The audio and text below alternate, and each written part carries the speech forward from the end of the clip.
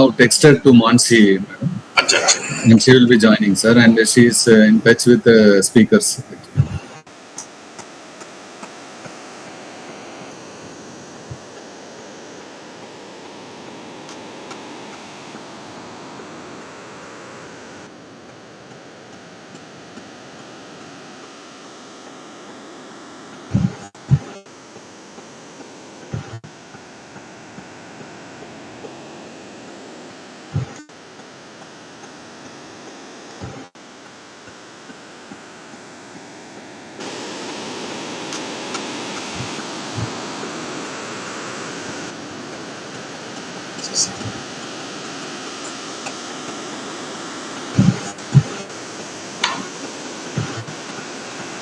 Good afternoon, sir. Good afternoon. Good afternoon.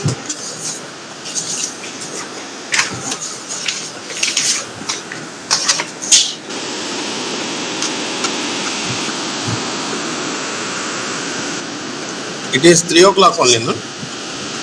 Yes, sir. Yes, sir. Yes. Please, sir. Good afternoon, sir. Good afternoon. Good afternoon.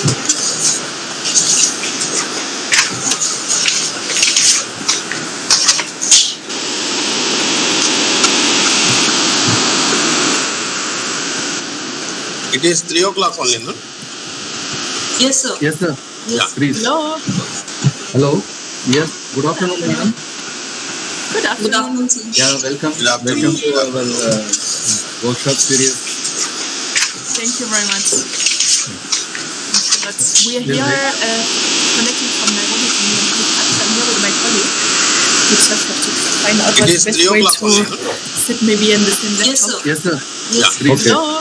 Good. Yeah. Hello. We'll Just wait one for second. good afternoon. Yeah. We will wait for a few minutes Good and afternoon. yeah, welcome. Good afternoon. Welcome to That's our fine, yeah. Could we workshop maybe series. test for one very quick second if you can show our presentation? Yeah, sure. We We are can have a connecting from Nairobi from Yes. I'm here with my colleague. I just have to find out It what's is the best 3 way o'clock to only, no? sit maybe Good in the afternoon, same sir. laptop. yes, sir.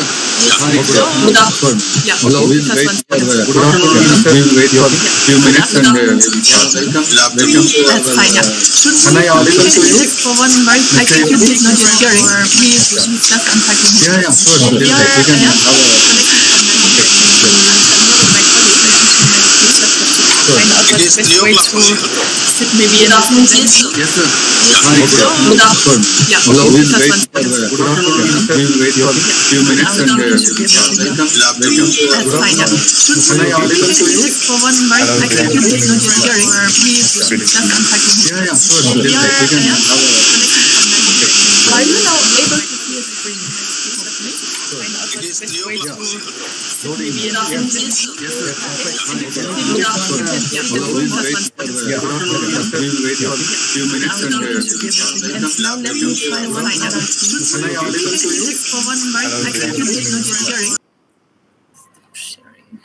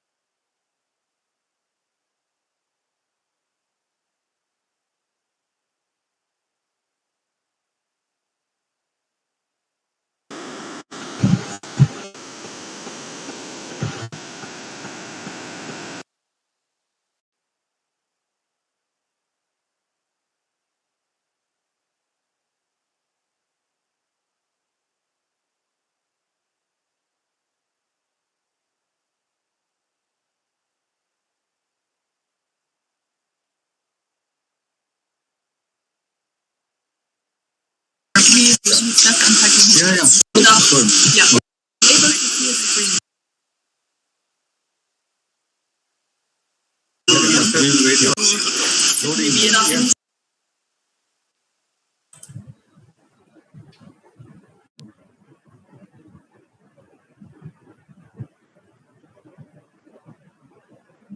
Yeah, your presentation is visible, madam. Yes.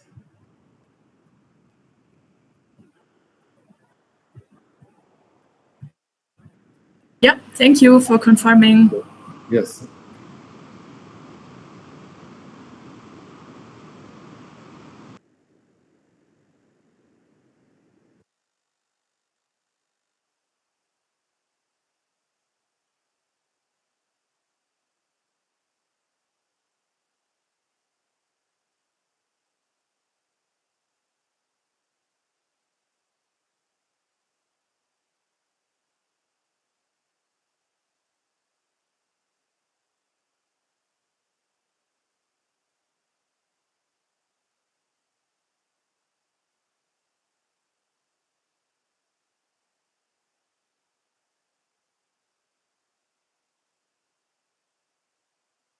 Dr. Satish, one quick question. We Yes, ma'am. Yeah, we understand that will be first in terms of presenting. We understand we have 1 hour for the presentation and then also maybe questions and a bit of a discussion. And then there will be an additional presentation by the university professor, no? For another 1 hour. First, we will complete our presentation. Then question answer will be at the end, madam. Okay. All right. That is so how we have. Yeah. So our director has joined, madam. Right. Good afternoon to Oswald Good. as well as Mr. Yogi. Good afternoon. Good afternoon, Prof. Very nice to meet you. Nice to meet you. Okay, that's clear then. So there will be first presentations from both sides, and then there will be the question and answer session thereafter. Yes. Super. Yes. Good. Thank you. Just to wait for 2-3 minutes, madam. We will start. Actually, we'll wait for 2-3 minutes. And Okay.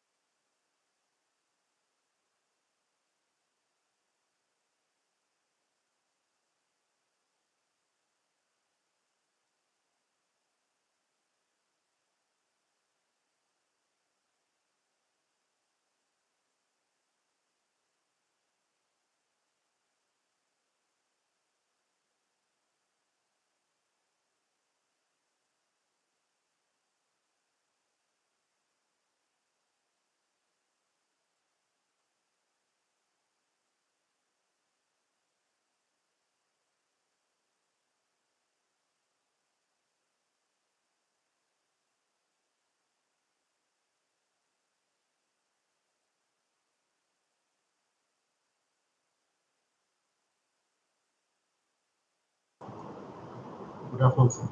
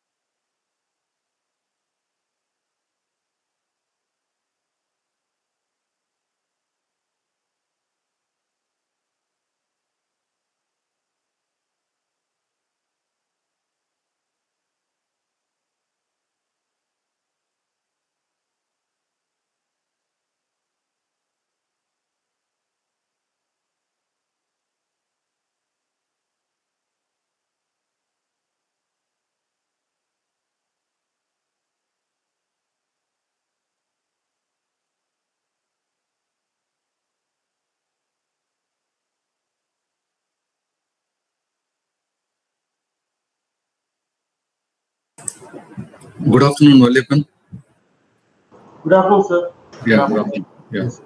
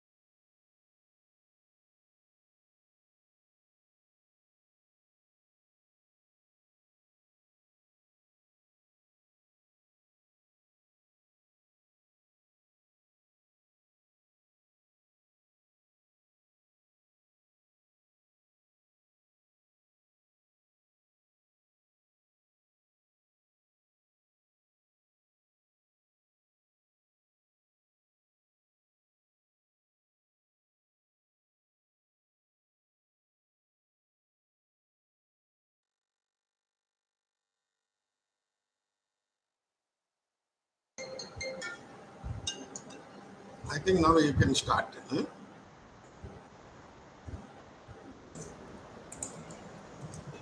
Dr. Prashanti, I think Yes, sir. you start the session. Yes.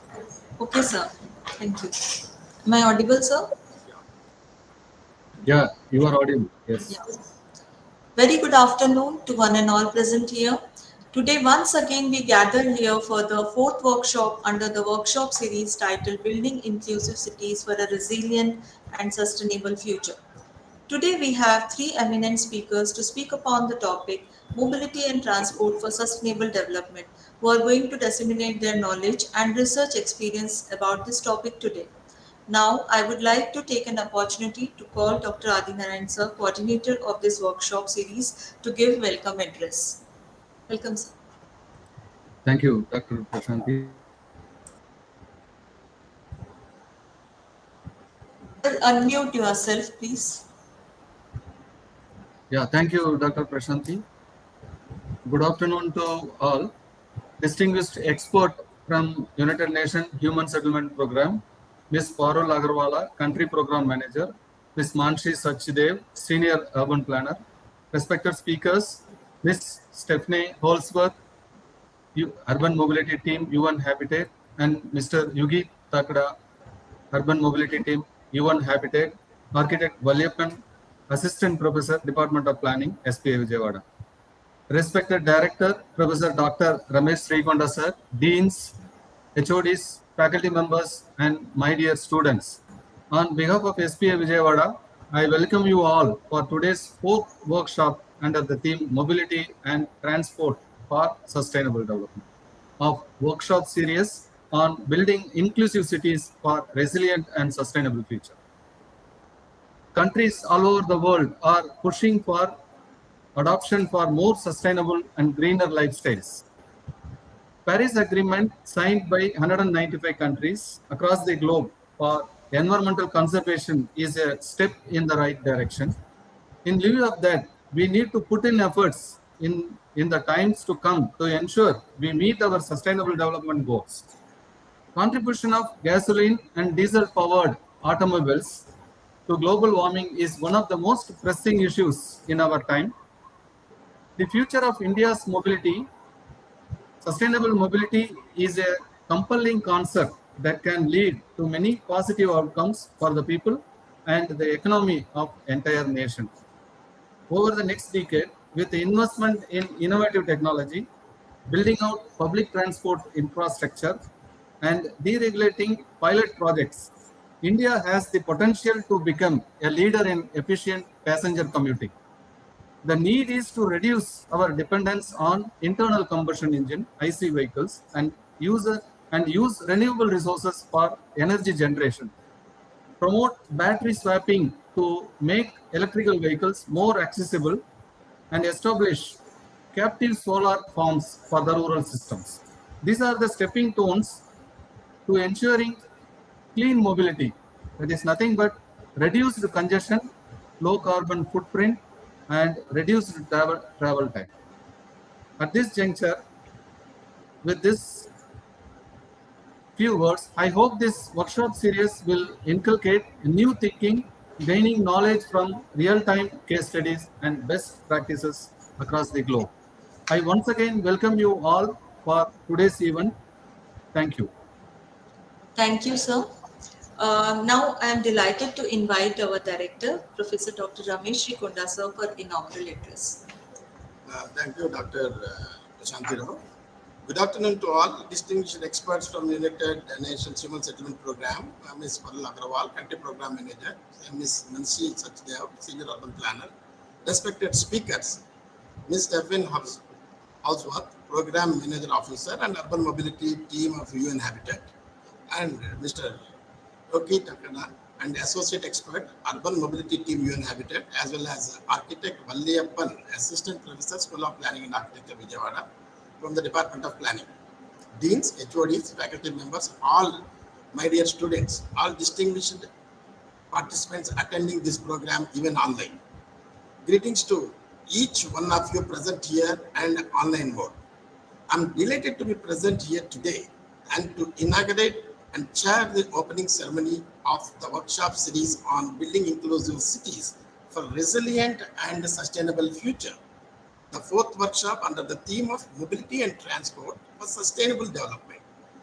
As of now, SPA Vijayawada, in collaboration with UN Habitat, has successfully conducted 3 workshops out of 10 workshops scheduled in this year, 2023. We have received tremendous response from academicians, researchers, and industrial communities, and this workshop series helps to gain more advanced knowledge on real-time updates in the field of planning and architecture. Further, these workshop special lectures are being live streamed and disseminated to the other MOU partnership institutions of SPA Vijayawada with international repute and prestigious Indian universities. The main topic is on cities on move, specifically that transport and climate. Particularly today's theme is on mobility and transport for sustainable development. The transport sector produces almost 23% of the global energy-related carbon dioxide emissions. Despite ongoing technological and fuel economy improvements, the figure is projected to increase to 50% by 2035 and almost double by 2050. Because of this increase, to say further, given that the transport sector is one of the main source of emissions, if you look at it, many countries, cities have set up their goals and taken steps to mitigate emissions and also adapt to climate change and associated challenges in the system. So, with the increased urbanization, urban India is expected to house 40% of Indians' population and contribute almost 75% of the GDP by 2030. This kind of a rapid urbanization during last few decades have given a rise to urban transport related challenges in India, and to guide future developments, Government of India also formulated the National Urban Transport Policy in 2006. Includes the paradigm shift, deploying experts for planning our regions, cities, and neighborhoods. This implies specifically providing for increased mobility choice from dependence on private vehicles to available of good public transport and safe non-motorized transport also. By the way, the 3 sustainable development concepts such as transit-oriented development, non-motorized transport, and public bike sharing, and so on and so forth. There are so many things are there. These are the 3 important items which got focused. So far now, there are essential steps towards achieving the comprehensive urban transport system for more workable, sustainable development and alternatives. Basically, the goal of sustainable transportation is to ensure that environment, social and economical considerations are factored into decisions affecting transportation activity. With these few words, I take this opportunity to declare this official opening of workshop 4 session, Mobility and Transport for Sustainable Development. I wish you all present here for today's interesting and beneficial session. Thank you once again.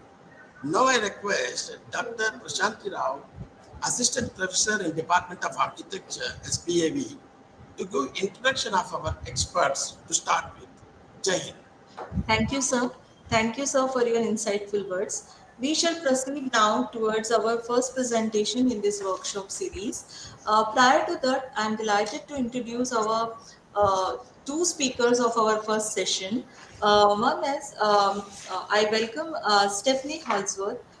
Ma'am, Stephanie Holsworth is a Program Management Officer at the Urban Mobility Team at the United Nations Human Settlement Program.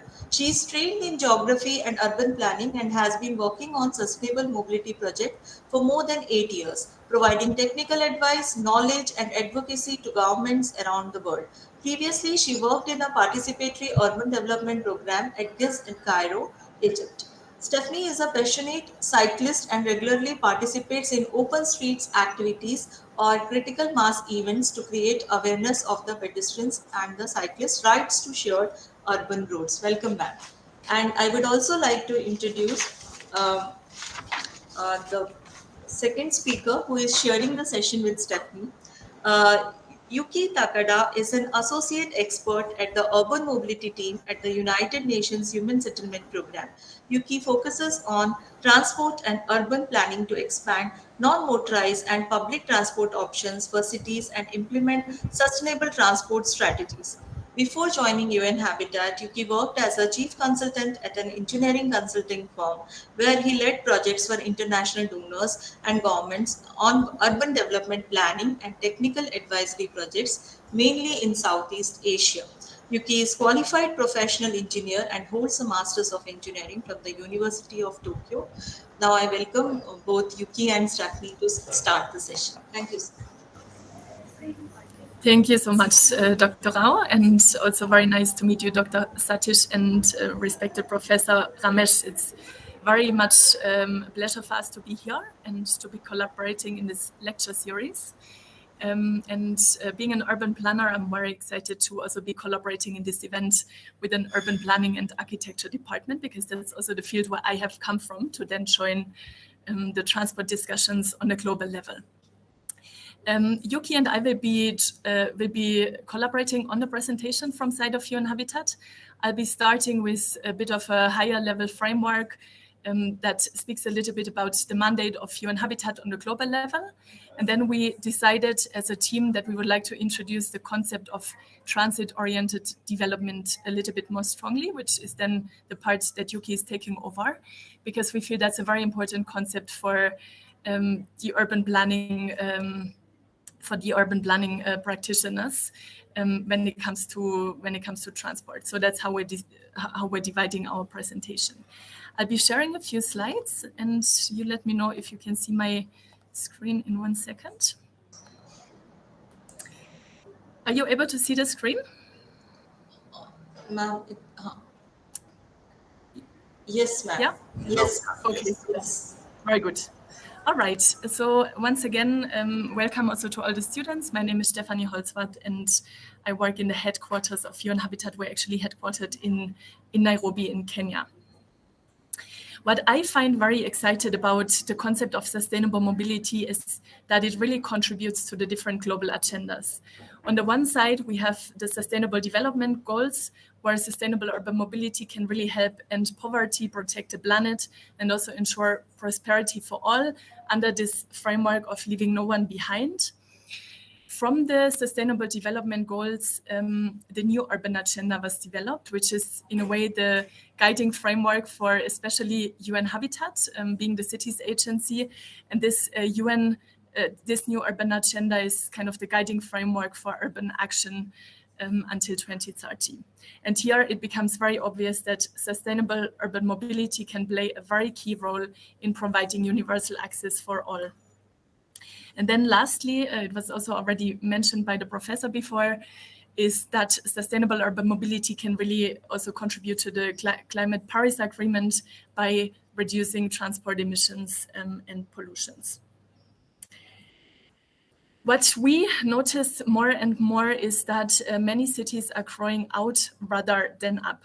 And that really results in a situation where cities are fighting with urban sprawl, lower densities, and so on. Maybe just mentioning some of the cities that are listed here, Lagos and Dhaka, but I think this is really a situation that many cities are currently facing, where the urban growth rather happens outwards and not really upwards. And that leaves us with a reality where we see a lot of car-based corridors coming up in cities. We have very low densities in some of the parts of the urban spaces, with urban sprawl causing a lot of issues. Car-based transit corridors that are contributing to congestion, emission, pollution, accidents. And very often there's also a rather poor integration between the different mobility systems. So kind of having, standalone systems very often with different operators that are not integrating within each other. At the same time, land use systems have not been able to provide access through proximity. as access is mostly dependent on movement, and that movement very often happens in private cars and private motorization. And we also face a situation where very often the urban poor are living in the outskirts of the cities with very limited access and access to transport modes, and therefore also high transport costs that are related to that. That creates a situation where we have congestion, and many cities are responding in the way that they would be expanding and widening the roadway. That contributes to faster driving, attracts more people in their cars, driving again, adding to more congestion. So we're kind of facing this situation where it's really a kind of a loop of congestion, expanding roadways, adding to congestion, and so on. So that really leaves cities with a big question of what can they do to promote more sustainable urban mobility systems. Many cities are currently at a crossroads where they still have the opportunity to decide which pathway to take. And the good news is that there is very many cities around the world that already have learned a lot of lessons. And I think there's a great opportunity to avoid some of those evolutionary mistakes that some cities have gotten themselves into, and instead leapfrog to sustainable urban mobility. The dots that you can see in blue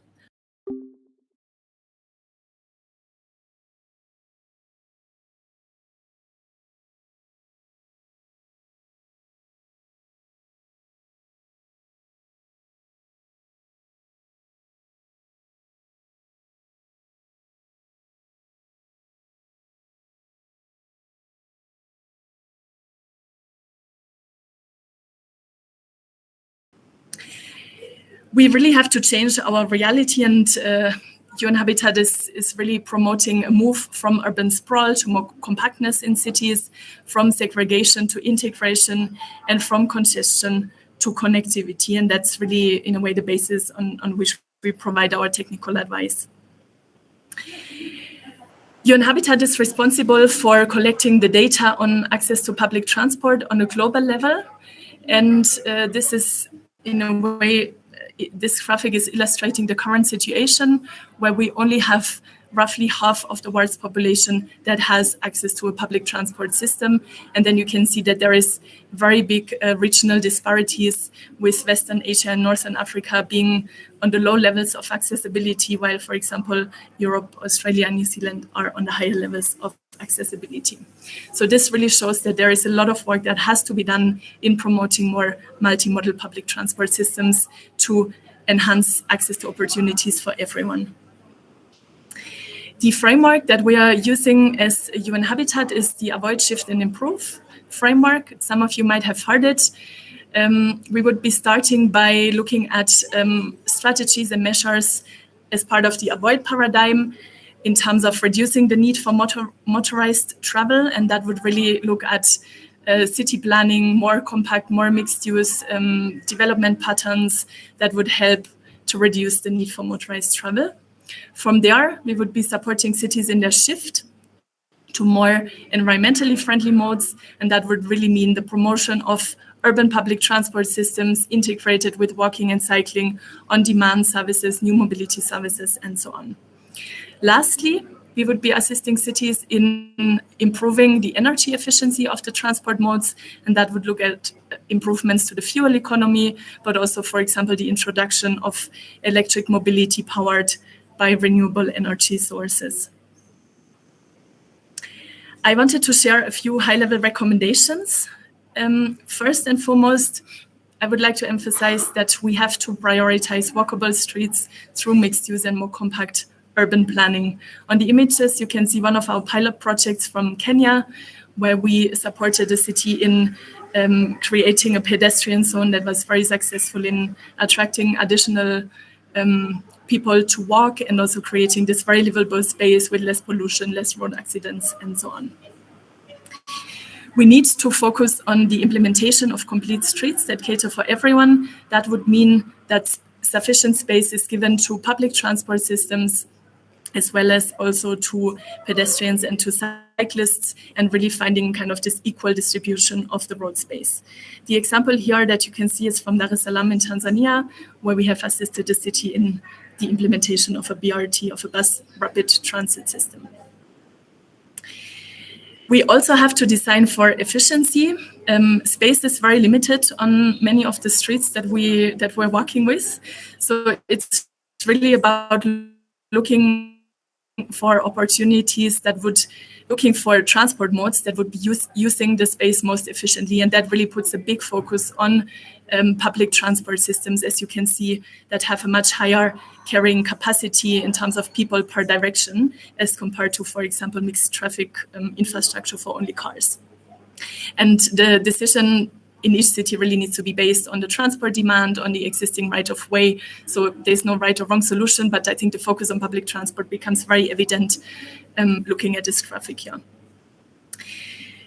We also have to shift our mindset and need to strengthen public transport as the backbone of all mobility services. I think that's really kind of a shift in the way that we have to think about our cities and really put a lot of emphasis on this idea of multimodal transport that puts public transport in the center, integrated with walking, cycling, on-demand services, new mobility modes, and so on. And then also, again, look at how to redistribute the street space accordingly.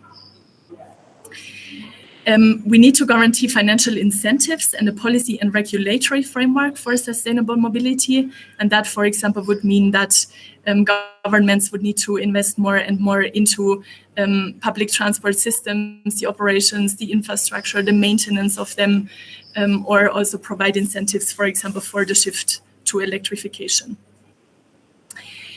We need to establish institutional frameworks with fully fledged institutions. That is very important, especially when we look at mobility from a metropolitan perspective. We have to work together as partners, and certain institutions need to be set up that are really bringing together the partners and be coordinating this multimodality of the public transport systems in the metropolitan context of cities. We also need to encourage an accelerated uptake of innovation and additional investments in clean technologies. Here you can actually see an example from Kochi in India, where we have supported with the introduction of electric auto rickshaws. And the business model behind that was very interesting, where UN Habitat kind of catered for the additional funding as compared to conventional auto rickshaws. So it was kind of a very interesting business model behind that project. We also have to focus on another sector, which is the energy sector, and really try to promote the shift towards renewable energy, because only then electrification makes sense if the energy that is put into is actually clean. And lastly, we are also big promoters of facilitating greater collaboration of stakeholder groups. We recently established what is called the Urban Living Lab Center that co-develops and co-designs and co-implements solutions between cities, civil society, academia, businesses, and so on. So really kind of within a city context, really bringing together those partners to co-develop solutions. My last few slides will be rather visual. I think I'm maybe concluding by saying we have to stop building cities for cars. We have to stop building roads, because we're only adding traffic jams, pollutions, and road deaths into our city setting, and instead have to focus on designing and planning cities for people. We have to add public transit, we have to add density, we have to cut parking to be able to ensure a better quality of life for everyone. I have added a few further resources if you're interested in UN Habitat's approach to mobility. And feel free to click on our website and look for some of those publications.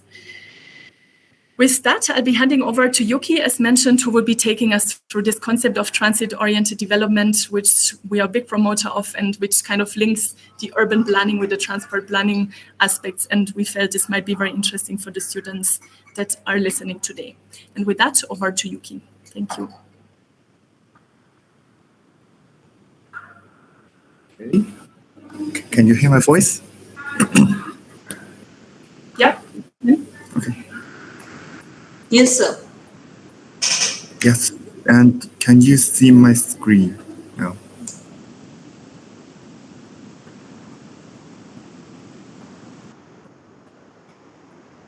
think it's loading, It's Yuki. not now it came. Yeah.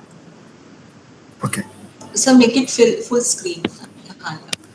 Okay. Can you see my screen in full screen now? Yeah. Yes. Great. So it's a pleasure for me to be presenting this introductory presentation on transit-oriented development, TOD. And I will be touching upon a broad range of topics. Firstly, I am going to talk about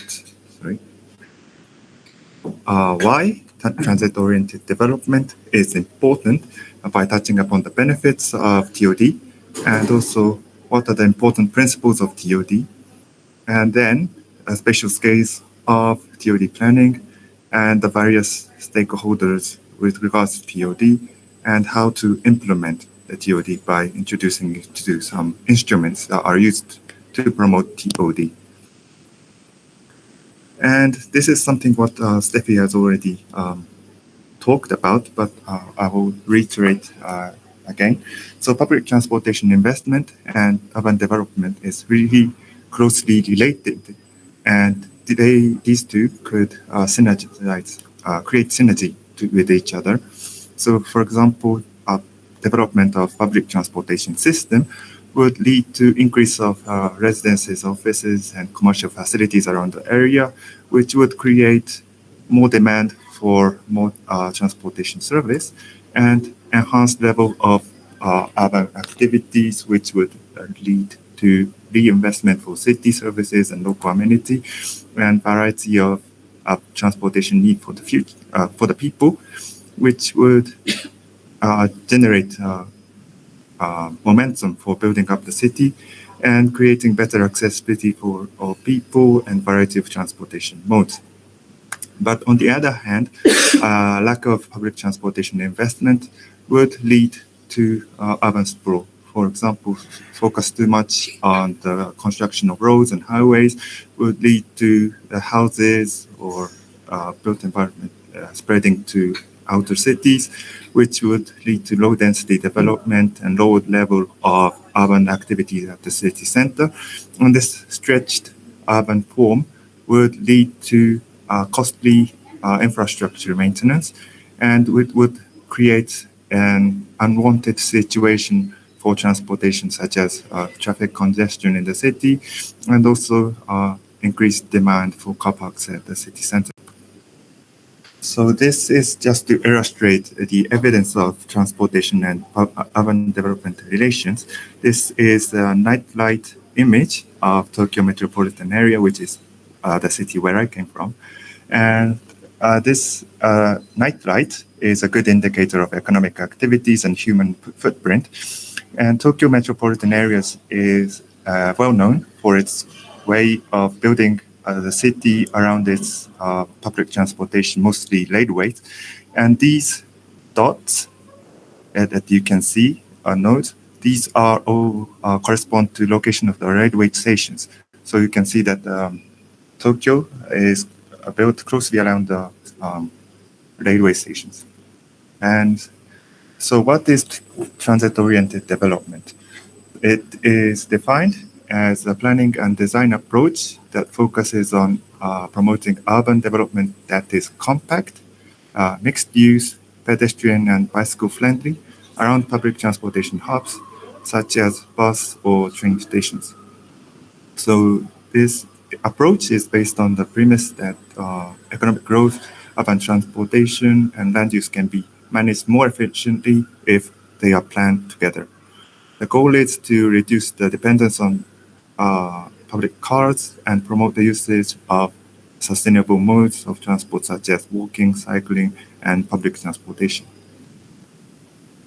So this slide shows the expected benefits of TOD. There are multiple benefits. So higher densities and concentration of business and services would lead to improving economic productivity and boost cities' competitiveness, while also improving access to services and enhancing employment opportunities for all citizens, and also promoting the use of public transportation and non-motorized transportation and shift from private transport would lead to reducing greenhouse gas emissions and mitigate the negative impacts of climate change. And also, it would provide high quality public areas and shorter commuting time. And another thing is urban design with priority on pedestrian and cycling, and also with streamlined transportation management and organized road traffic would eventually lead to improving public health and promoting well-being for the residents, and also for fewer road accidents, fewer injuries, and fewer fatalities. So when we talk about TOD, there are three principal dimensions that we often talk about, which is 1, density, 2, the diversity, and 3, the design. We talk about density, it's high density, it's compact, and diversity meaning a mixed land use, and design meaning pedestrian and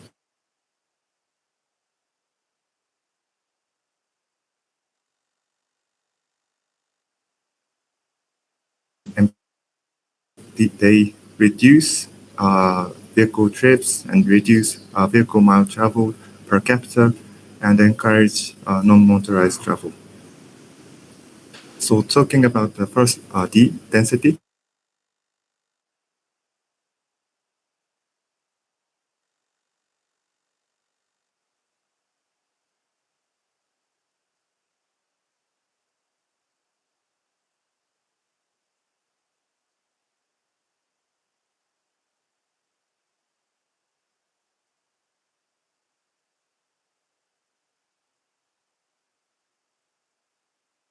TOD promotes mixed use developments that includes the variety of land uses such as residential, commercial, and institutional.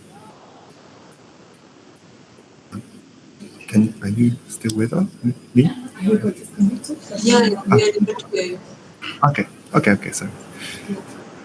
So the third D is the design, which is that TOD prioritizes pedestrian and cyclist-friendly design that promotes safe and convenient access to public transportation. And this includes features such as wide sidewalks, bike lanes, and well-designed transit stations that are easily accessible and provide a pleasant experience for the users. And for coming back to the first D, the density, how do we control the density? I think we are familiar with this, but I'm going to introduce you to some three indices for controlling density, which are floor area ratio, FAR, and building coverage ratio, BCR, and green area ratio, GAR. So for FAR is the total floor area divided by site area, which regulates the density of the city or encourages the efficient land use. And BCR is the building area divided by site area, and it ensures enough space for other uses such as public spaces and access to paths. And green area ratio, there are lots of ways that city apply to calculate this, but they are often combined with BCR to ensure there is enough green space in the city. And so the second D, diversity, the key word is mixed use development. There are three elements for mixed use. One is blending multiple uses such as residential, retail, entertainment, office, hotel, and public. And the second one is to physically and functionally integrating those uses. And three, and most importantly, creating walkable community with good pedestrian connections. We often oversee or forget about this three.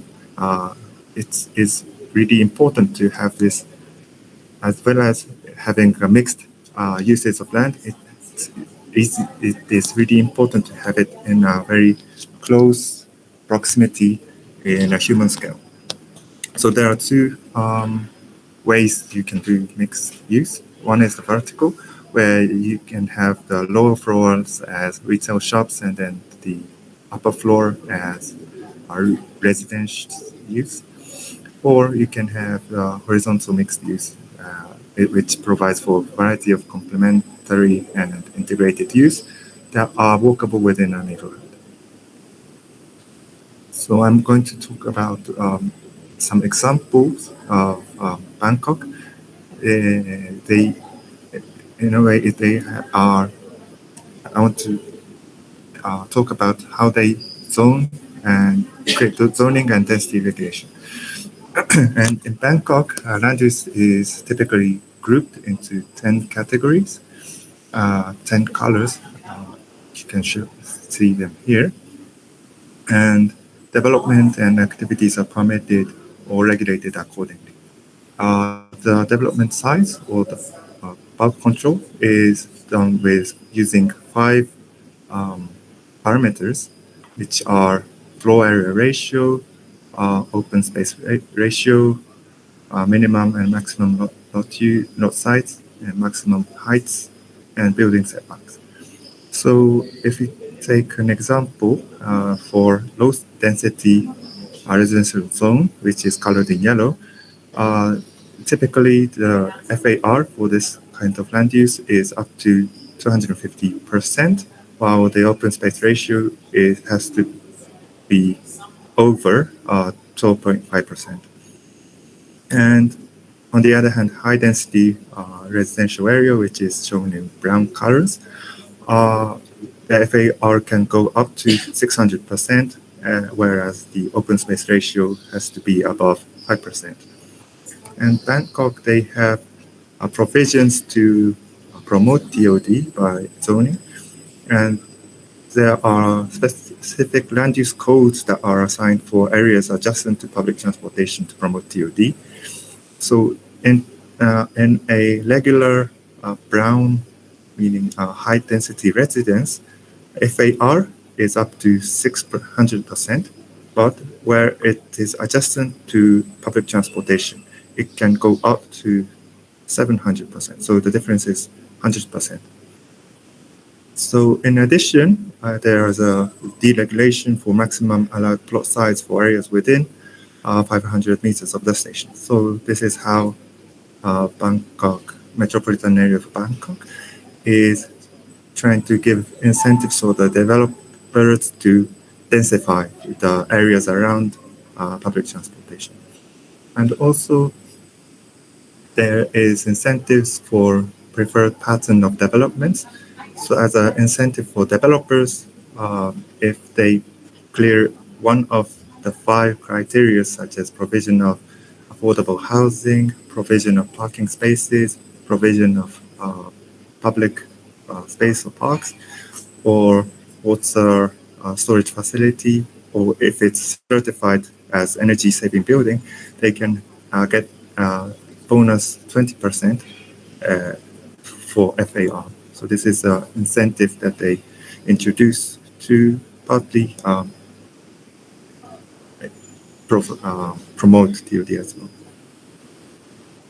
So, and going back to the third D, designing for walkable and cycling area, at the neighborhood level, it is important that the plots are designed in human scale and to ensure network of walking and cycling routes.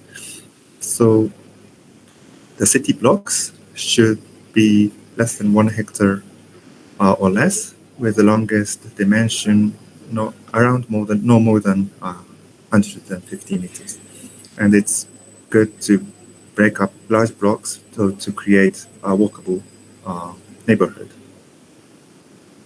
I'm going to illustrate with giving you introducing you some of a case, which is Barcelona. And Barcelona adopts this kind of a grid style city grid system, in which and also they plan to formulate a network of green streets and green squares inside this so-called super block, which typically consists of small roads and streets for pedestrians and cyclists, and cars and vans and scooters are not allowed to enter these areas, and they have to go on the perimeters of the outer roads. So they have done some piloting for some of the blocks, and they are in the process of expanding it to the whole city. And another example is the case of Ahmedabad CBD. The CBD used to have unfriendly for pedestrians a street unfriendly for pedestrian because the blocks were quite large. And in the process of development, they have proposed a revision of the development plan and dividing the land plot into smaller size and providing walkable, pedestrian-friendly neighborhood, and reducing the average block perimeters from 700 meters to 400 meters with intersections at every 100 or 150 meters. So, and for designing for accessible streets, and the street level, it is important that the infrastructures and street furnitures provide comfortable and easy universal access to public transportation. I'm going to introduce you to a case in Dar es Salaam, which they did a quite good job when they built the BRT system. They carved the lamps on sidewalks and station platforms so that it's easy to access all, even for people in wheelchair. And also they made a elevated pedestrian crossing at every station so that the cars would have to slow down when they reach when they enter this station area. So I'm going to talk about this spatial scale of TOD planning. TOD spatial planning ranges from macro scale to micro scale. First of all, at the macro scale, there's a city level, which involves integration of land uses with transit system, and to decide where is the lowest center and where is not as protected area. And then there is the corridor level plan, which ensures that development at one station complements the development at other stations, and resulting in a connected network of transit-oriented places. And there is the station area level, which encompasses distance within a 5 to 10 minute walk distance to ensure safe access to station for all users. And there is the micro scale, which is the neighborhood or plot size level, focusing on individual developments within a station area. So going back to the case of Ahmedabad, they have the city plan, which defines where is the growth centers, where is the urban axis, and there's a strategy to integrate land use and transportation system. And there is this corridor level plan, which forms the transit-oriented zone, they call it DOZ, and defining the development patterns along the corridor based on the characteristics of each area. And there's the neighborhood plan made by the neighborhoods that establish the development pattern for each land plots. And it is really important that these plans are consistent and doesn't contradict to each other. And let's think about the stakeholders of TOD. Looking at this picture, let's think about the stakeholders that are involved in TOD. Maybe if you can think about it, there are lots of stakeholders involved just by looking at this one picture. There is the transit operators owning the buses and stations, and also the road infrastructures are often developed by local and or national government. In the Tanzania case, it is very complex because there's two national governments in charge of the road development, and there's municipal laws which are developed by the local municipalities. And along the corridor, there's business owners and developers, and also, of course, there's users and residents. So this is the this shows the multiple stakeholders. There are 6 groups: local governments, which are responsible for land use planning and transportation infrastructure planning or development. And also there is, of course, the transit agency, which performs the transit services. And there's the developers that play a key role in designing and building buildings along the corridors. And there's the business owners that benefit from increased traffic around the corridor. And there are community groups and residents which are typically involved in the process and to give a valuable feedback to the design and implementation. And also there's non-governmental organizations that play, and universities as well, that play a key role in supporting TOD initiatives by providing technical assistance and advocating for policy change or conducting research and analysis to inform decision making.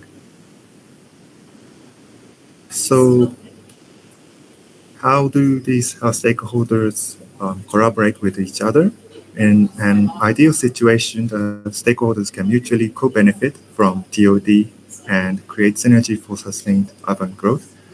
And if we look at the transit agency first, so they invest on transit infrastructures to improve or to expand the transit services, which would create better service, better access, and create more to generate, increase the users of their transit system, which would lead to increase of revenues for the transit agency, which they could use to reinvest on transit infrastructure and services. And then on the other side, there is the business and business owners and developers, which could benefit from increased business opportunities around the transit area to create businesses, shops, residences that would be located closer to transit services, which would in turn lead to increased revenue for businesses and increased land value for developers. And for the local governments, the increased revenue for transit services and also increased revenue of businesses and land value would lead to increased revenue for the city, which in turn they could use for provision of public services for the citizens. So this is the ideal situation. So the question we might be asking is how to sustain this positive cycle of transportation improvement and urban development. Specifically, how can the economic benefits of TOD be captured, and how can the stakeholders be motivated to reinvest, leveraging on the economic benefits, and how can the economic benefits be equitably shared among stakeholders. So one solution I'm going to present here is land value capture, which is a method to create and capture the benefits of higher land values around urban transit stations and corridors. It is a public financing method to appropriate land value increase that is generated by public interventions or infrastructure development for local investments to produce public good. By public interventions, I mean such as change of land use or delegation of development activities or provision of FAR bonuses. And by infrastructure investments, I refer to transit infrastructure development or improvement of transit services or creation of public spaces. So land value can increase due to population and economic growth, or public interventions for investment or landowners' investment. But it is these two, population growth and economic growth, and also public interventions and investments that should be retained by the public to be reinvested for the public good. So there are two types of land value capture instruments, which is tax or fee-based instruments and the development-based instrument. I would pick some of them just to illustrate what they are about. So as tax or fee-based instruments, I'm going to introduce tax increment financing, TIF, which is mainly used in the US to finance TOD project. TIF is finance mechanism used by local governments to fund public infrastructure projects, including TOD projects. So TIF works by capturing the increase of property tax revenue generated by a specific area or district of a new development plan project, and the additional value, additional revenue is then used to fund public infrastructure improvements and other development initiatives in the area. Typically, this fund is either captured annually based on the increment of asset value, or it can be retained upfront upon municipality issuing the bond based on the future property value increase. So the good thing about TIF is that it is used in US cities to finance capital-intensive projects as well. And it fits the beneficiary pays principle, which is the principle that the person who benefits pays the price for that. But it has to be, there is a concern that TIF may lead to displacement of low-income residents and businesses, as the new development can lead to higher property values and rents.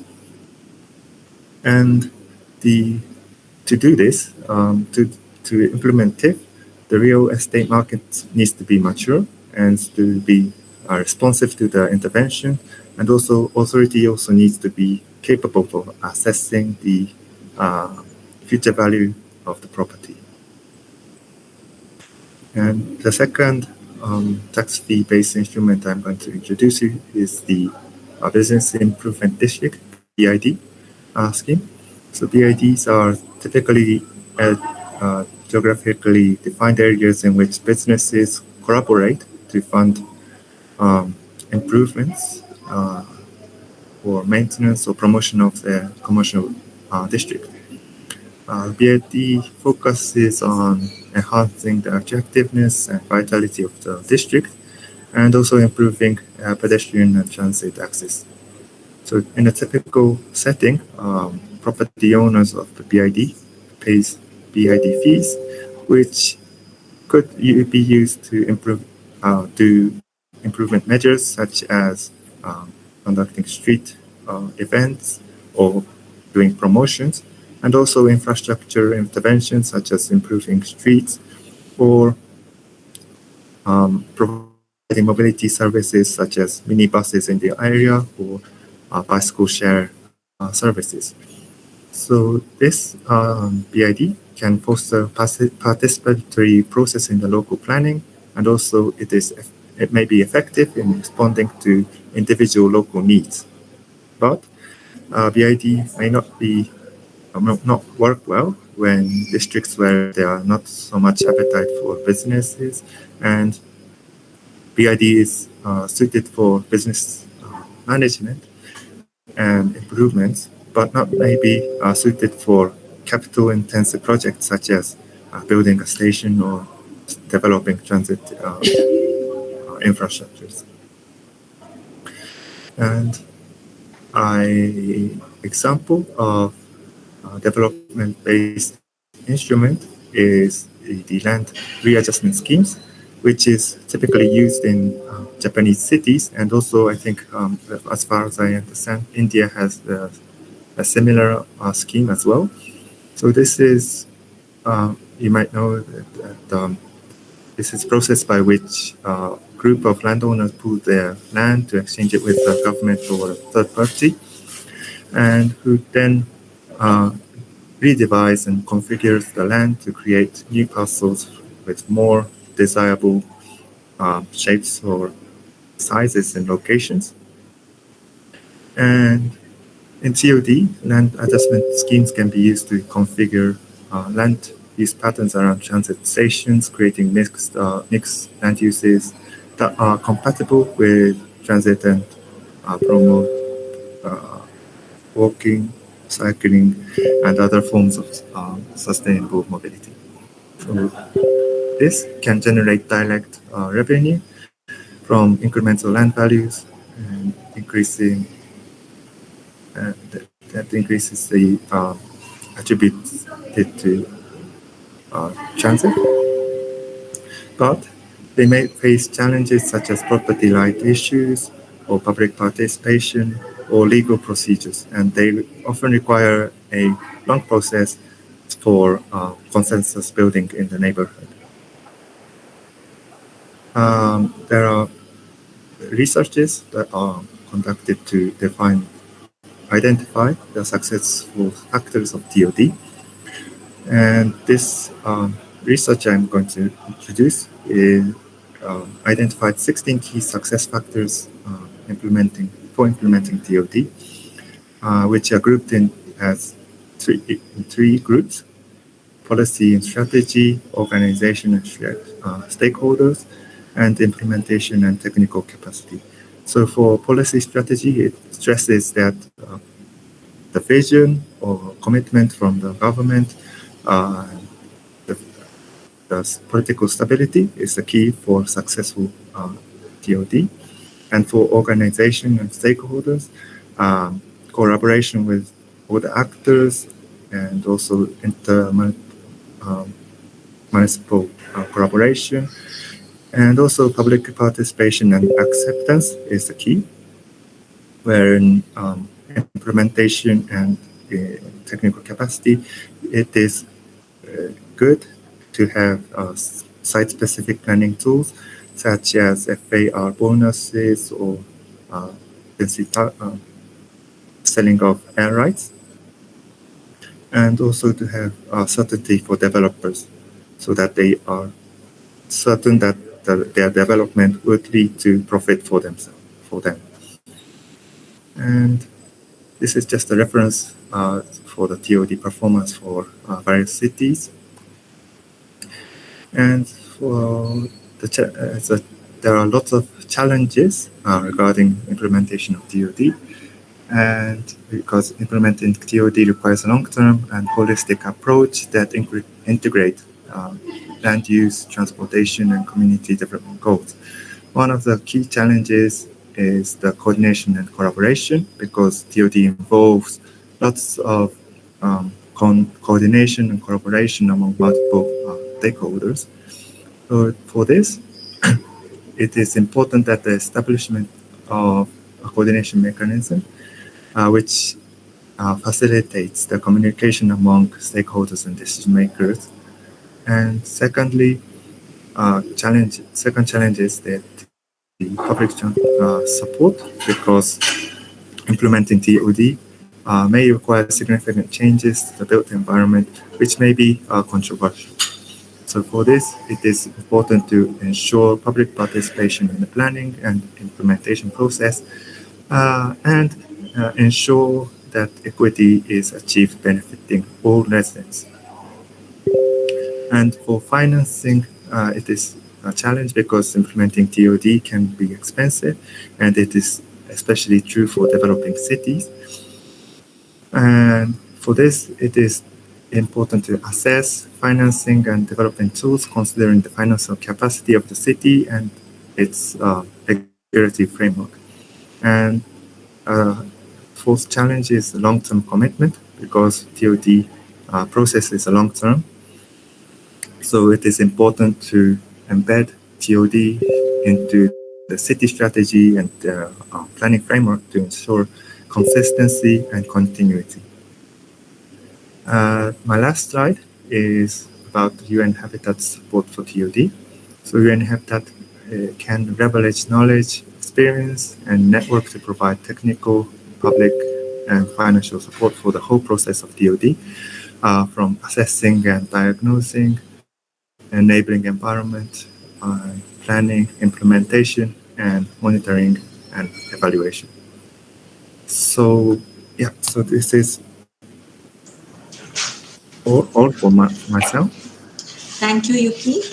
Thank you, Yuki, for your insightful presentation on TOD, and also Stephanie for the multimodality in metro city challenges you talked about. Now, the question answer session will happen after the third speaker's session. So, I would now like to invite our third speaker, Valiyappan sir, Assistant Professor from Department of Planning, it's the School of Planning and Architecture, Vijayawada.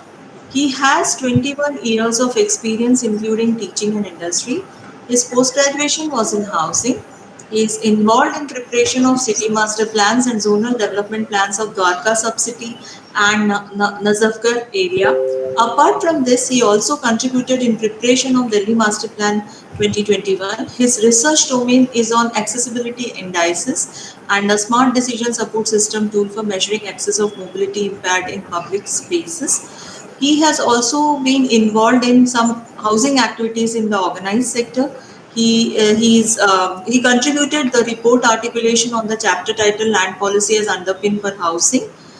And he also worked upon the cooperative housing in employment generation and poverty alleviation project. Now I would like to call Valiyappan sir. Yes, thank you, ma'am. Welcome, sir. Yeah.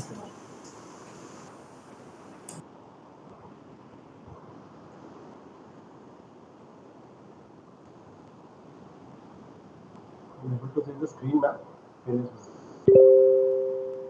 Hello.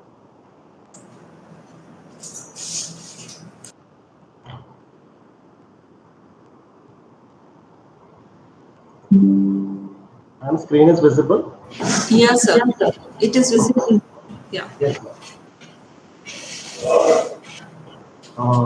Today I'm going to speak on the topic mobility and transport for sustainable development, mostly towards Indian perspective. Like mostly, I will talk about in Indian context how the sustainability is in that, and then what are the policies, measures of the government in implementing the sustainable mobility in Indian context. This is my structure of presentation. Introduction. Travel pattern and travel trends in India, need for sustainable development over the years at world level, transport governance in India, sustainable development over the years in India, transport policy over the years in India, sustainable transport measures in various cities of India, sustainable transport projects which are undertaken in Indian context, what are the emission norms and alternate fuels which are existing in Indian context, and then research studies which are very pertinent to transportation aspects in Indian context and the way forward. This is at the world level. This is the context. Like if you see this, the foremost consumer of fossil fuel is transport. 26% of the carbon emissions by transportation sector. 19% of the transportation share of total world energy demand.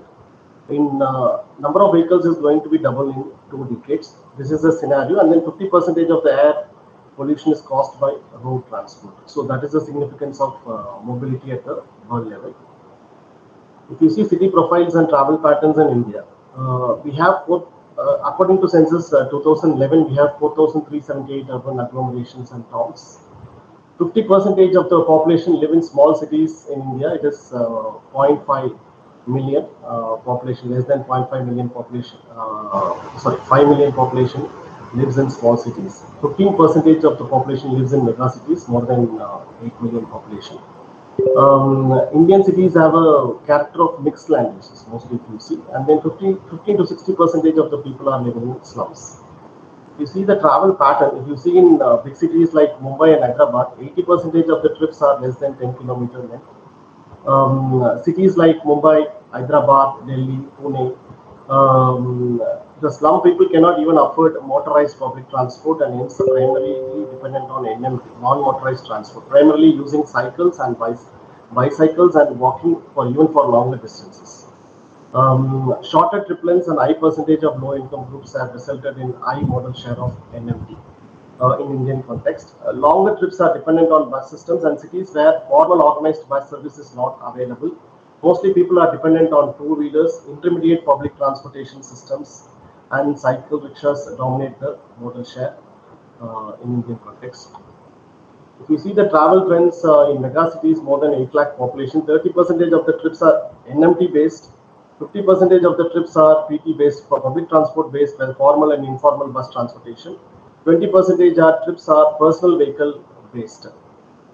This 20% of the trips are personal vehicle based. It creates it creates negative environmental impacts like degrading air quality, noise, habitat loss, and fragmentation. Mostly, if you see in Indian cities, we see public transport and NMT are captive uses. Mostly, they are attached to that. And then slowly, these people are shifting towards two-wheelers and cars because of the crowded conditions. And then we are having very poor NMT infrastructure conditions in Indian cities. So people are slowly moving towards the motorized two-wheelers or cars. So mostly people who are using NMT modes like bicycle and walk are slowly shifting to IPT modes like intermediate public transport and public transport modes. So there is a need for sustainable transportation in Indian context. If you see because of the trips which are associated with non-motorized transport. So we will try to understand what is sustainable development in the general sense. Sustainable development means development that meets the needs of present generation, which are fulfilled without compromising the needs of future generation to meet their own needs. This is by World Commission for Environment and Development from Brundtland Commission report 1987. European Conference of Ministers of OECD 2004 also says what is sustainable transport system means. To meet the basic needs of transport system by individuals and society, and then the sustainable transport system has to be affordable, operate efficiently, offers choice of transport modes, and supports growing economy. Even the other speakers also stressed regarding the choice of transport modes in the sustainable mobility. And then it has to limit the emissions and waste. It has to minimize consumption of non-renewable resources. It has to limit consumption of renewable resources to a sustainable level. It has to minimize the use of land and reduces noise.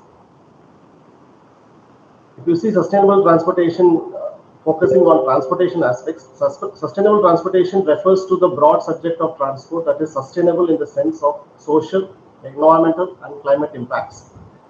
The components for evaluating sustainability includes the source of energy, technology employed, and the infrastructure used to accommodate the transport. These three things are very important: low carbon growth, and then climate resilient growth, and providing better access and mobility for the disadvantaged. So avoid ecologically sensitive impact of transportation by ensuring lower emission from direct and indirect process, reduce average emission factor per ton kilometer. And then the next is sustainable transportation, climate resilient growth. Build transport system immune to effects of climate change. Climate proofing transport infrastructure has to be created, considering the vulnerabilities. Access and mobility. Sustainable transportation is a measure to understand the impact of various, is a measurement to understand the impact of various transportation system in order to be able to target environmentally challenging process and replace them with more advanced systems and determine the efficiency of new systems. Sustainable transportation is about the changes.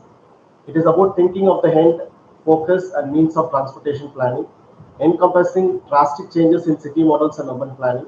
Focus has to be primarily on the urban centers as scope of reduction is more than rural places. So we have to focus more on urban areas than the rural areas related to sustainable aspect and sustainable movement. A part of sustainable development involves concerns about environmental quality. It talks about social equity, providing equal accessibility to the disadvantaged, economic vitality, and global climate change. It has to be sustainable development. Transportation has to look beyond the transportation also. It requires vertical and horizontal integration of functions that interact with the transportation, such as sustainable production and disposal, and is not a standalone practice in itself. So it requires framework which move forward the urban ecosystem.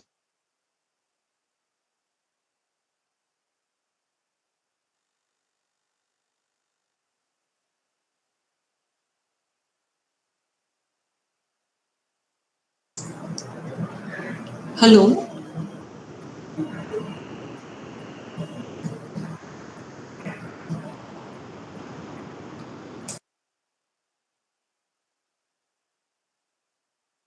Hello. We can hear you, Dr. Rao. Yeah, I think Valiappan sir lost network. Yes. Valiappan sir? Yes, I'm trying. Yeah. Okay. Yeah.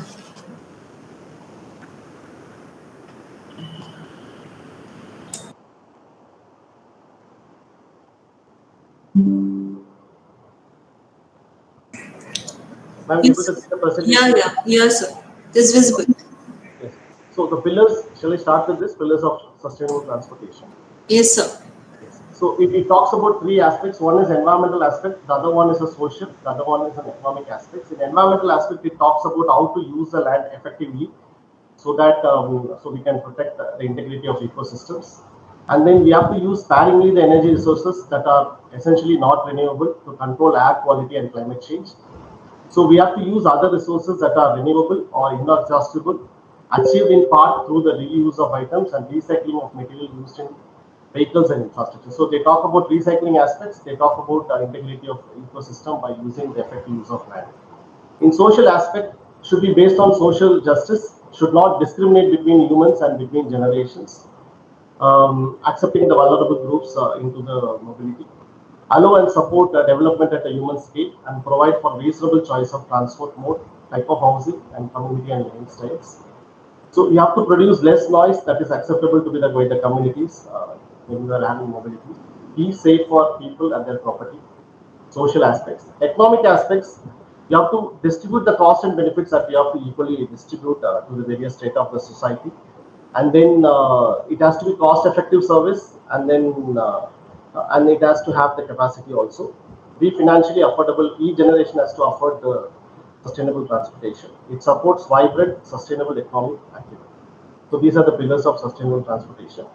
These are the strategies for sustainable transportation by Lippmann, published in Journal of Transport Geography. It talks about three aspects. One is demand management and the vehicle and fuel technology changes, and road and operation improvement. In demand management, he is talking about walking, biking, railways, and then he is talking about discouraging measures like tax and fee. For example, in parking areas, how to discourage parking, and then so that people doesn't buy more cars. So taxing them. So all these aspects goes into the demand management, how to discourage the people in having the mobility of their own. And then mixed land use and compact usage comes as part of demand management. Vehicle and fuel technology, like we have to look for what are the new types of fuel that have less emissions, or we have to plan for future net zero emissions, and then new vehicle technologies, and then we have to boost our efficiency related to vehicle and fuel technology changes. Road and operation improvement, we have to understand what are the traffic flow changes, what are the intelligent transport systems, passenger transport information system, what is available, how to have the driver's education, all this which are related to the roads and operation improvement. These are the strategies. These are the strategies for sustainable development looked at three angles.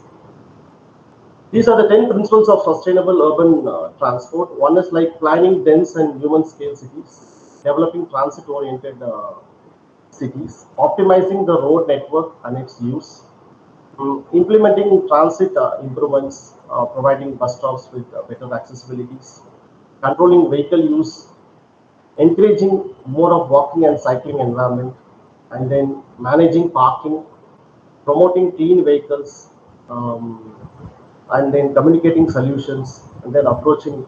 We have to approach the challenges comprehensively. So these are the 10 principles of sustainable urban development. New inroads into sustainable transportation.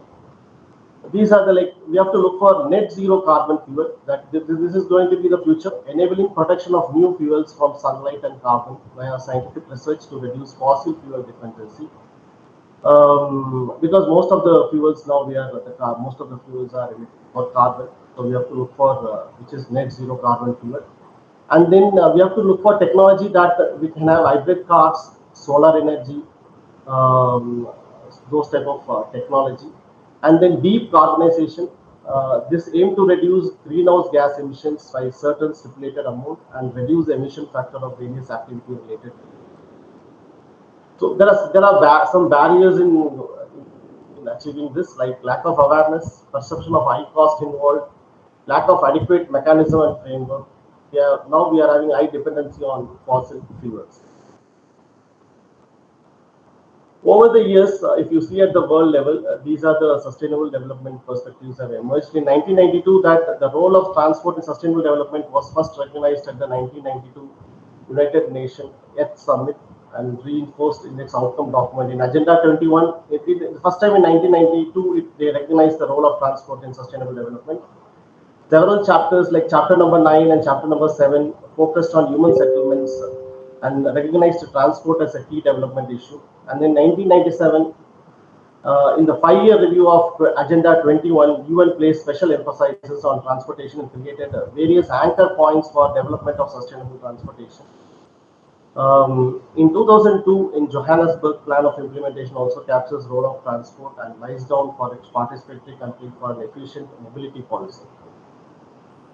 In 2012, in the United Nations Conference on Sustainable Development, also they focused on mobility are central to sustainable development, and they emphasized the role of municipal government in setting a vision for sustainable cities. So they stressed the role of municipal government in this particular conference. In 2014, Secretary General established high-level advisory group on sustainable transport to develop concrete recommendations for more sustainable transport system. In 2015, there were sustainable development goals were there, but this is one of the important things that in the sustainable development goals, the transport, the sustainability, mobility as a goal is not mentioned. Transport sector itself is not mentioned as part of one of the sustainable development. So there is a gap in the sustainable development goals in addressing the transport, but in other goals they have addressed it indirectly. Transport governance in India. If you see Constitution of India, like we have to understand in Indian Constitution how the Indian Constitution works, transportation. In Indian Constitution, if you see, there are varied subjects are there. One is a central act, and the other one there are central subjects are there, state subjects are there, concurrent subjects are there. In any of the subjects, they have not addressed the transport as one of the subjects. So what they did is like the central government through their various ministries, what they did is like they were trying to monitor the interstate impact related to railways, ports, airways, national highways, and waterways. Through their various ministries, they were able to govern these systems. In state government, through intra-city or interstate, the state government takes care of this responsibility. Until 1996, what the Ministry of Railways were looking the Metro Rail and Ministry of Surface Transport, where the two ministries were looking into the road aspect as well as the rail aspect. But later they understood there is a need for integrated transport planning of transport services in a city to dovetail transport planning with another aspect. So they they brought under the Ministry of Urban Development and Transportation, that Ministry of Railways. They were looking the Metro Rail. Now the Ministry of Urban Development takes care of that particular department. So if you see the central governance as well as the state governance, these are the various departments. If you see at the central level, there is a Ministry of Road Transport, which looks into the motor vehicles, vehicle specification and emission standards. Ministry of Environment and Forest looks into the emission standards and oversees the Environmental Protection Act. Ministry of Urban Development looks into policy planning and coordination of urban transport. There are three ministries which are involved, very important. One is Ministry of Road Transport, Ministry of Environment and Forest, and then Ministry of Petroleum and Natural Gas, which regulates the fuel standards, and Ministry of Industries, Port. regulate the automobile manufacturing sector. So there are 4 ministries which are looking into various aspects related to the transportation sector, not one ministry. In state governance, Department of Transport under the state looks into the issue of driving license, pollution under control certificates, vehicle registration. State transport undertaking looks into the operation and management of the public transport services. Department of Environment regulates air quality. Local municipality as well as the Public Works Department looks into the construction and maintenance of road infrastructure, non-motorized vehicles, and all those aspects. City Development Authority looks into the land use and land allocation. State Police enforces the road safety laws and enforcement. Land Revenue Administration looks into the land acquisition and allocation. So there are various departments at the central and state level to look into the governance aspect related to transport. Steps taken by Indian government. They have finalized and issued the National Urban Transport Policy, which came in 2006, and they initiated demonstration project with Global Environment Facility. So a lot of projects related to non-motorized transport were able to get implemented with the help of Global Environment Facility. This is a unique partnership of 18 agencies, this particular Global Environment Facility. It's including United Nations agencies as well as multilateral agencies, as well as NGOs which are part of this Global Environment Facility to address the most challenging environmental issues. So our government is also having partnership with this Global Environment Facility to implement NMT projects, strengthening the institutional setup, and then created an ambitious capacity building program after the NUTP in the bus sector.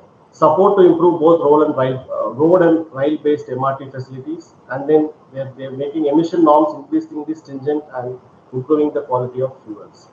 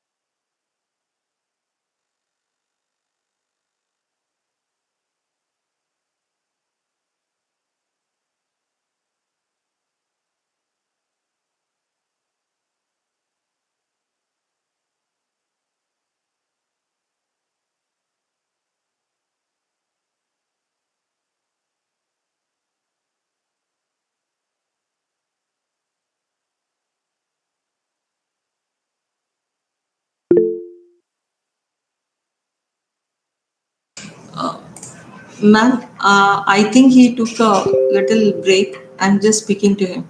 Hello?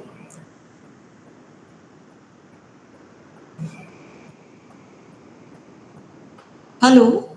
Yeah.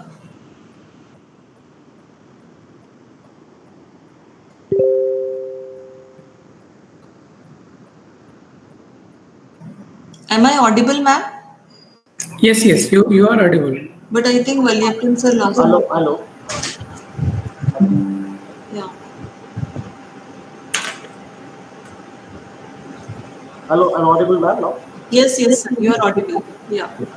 And then these are the capacity development programs, and then they started with MRT and NMT programs also. MRT systems are the backbone of the city's PT systems and essential feature of sustainable transport.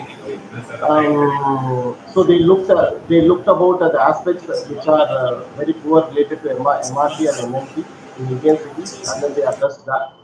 And then making emission norms increasingly stringent and improving the quality, that was also undertaken as part of the steps by Indian government. Over the policies, over the years, these are the policies in India. National Urban Transport Policies, it is about, this is a very important policy which talks about the sustainable development. It talks about keeping the people on the front, focus on moving people, not vehicles, to provide seamless connectivity to metro regions, guidelines to create multimodal and sustainable urban transport system. And then it talks about various aspects like integrating the land use and transport planning. And then it talks about equitable allocation of road space. And then it talks about priority to use of public transport and role of paratransit. So the National Transport Policy addresses many aspects related to the non-motorized transport. In 2006, Jawaharlal Nehru Mission also addresses several schemes. One important thing is like they have introduced this BRTS, bus rapid transit systems in Ahmedabad and various other regions, and light rail projects under the mass rapid transport schemes for the upgradation of city bus systems in big towns and smaller cities.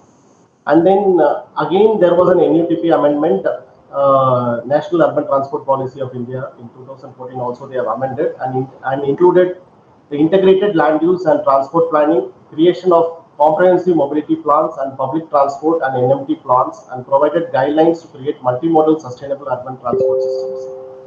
In 2015, Atal Mission for Rejuvenation and Urban Transformation looked in the similar perspective like JNNURM, and then they looked into the NMTs also by creating footpaths on walkways, sidewalks, foot over bridges, and cycling facilities.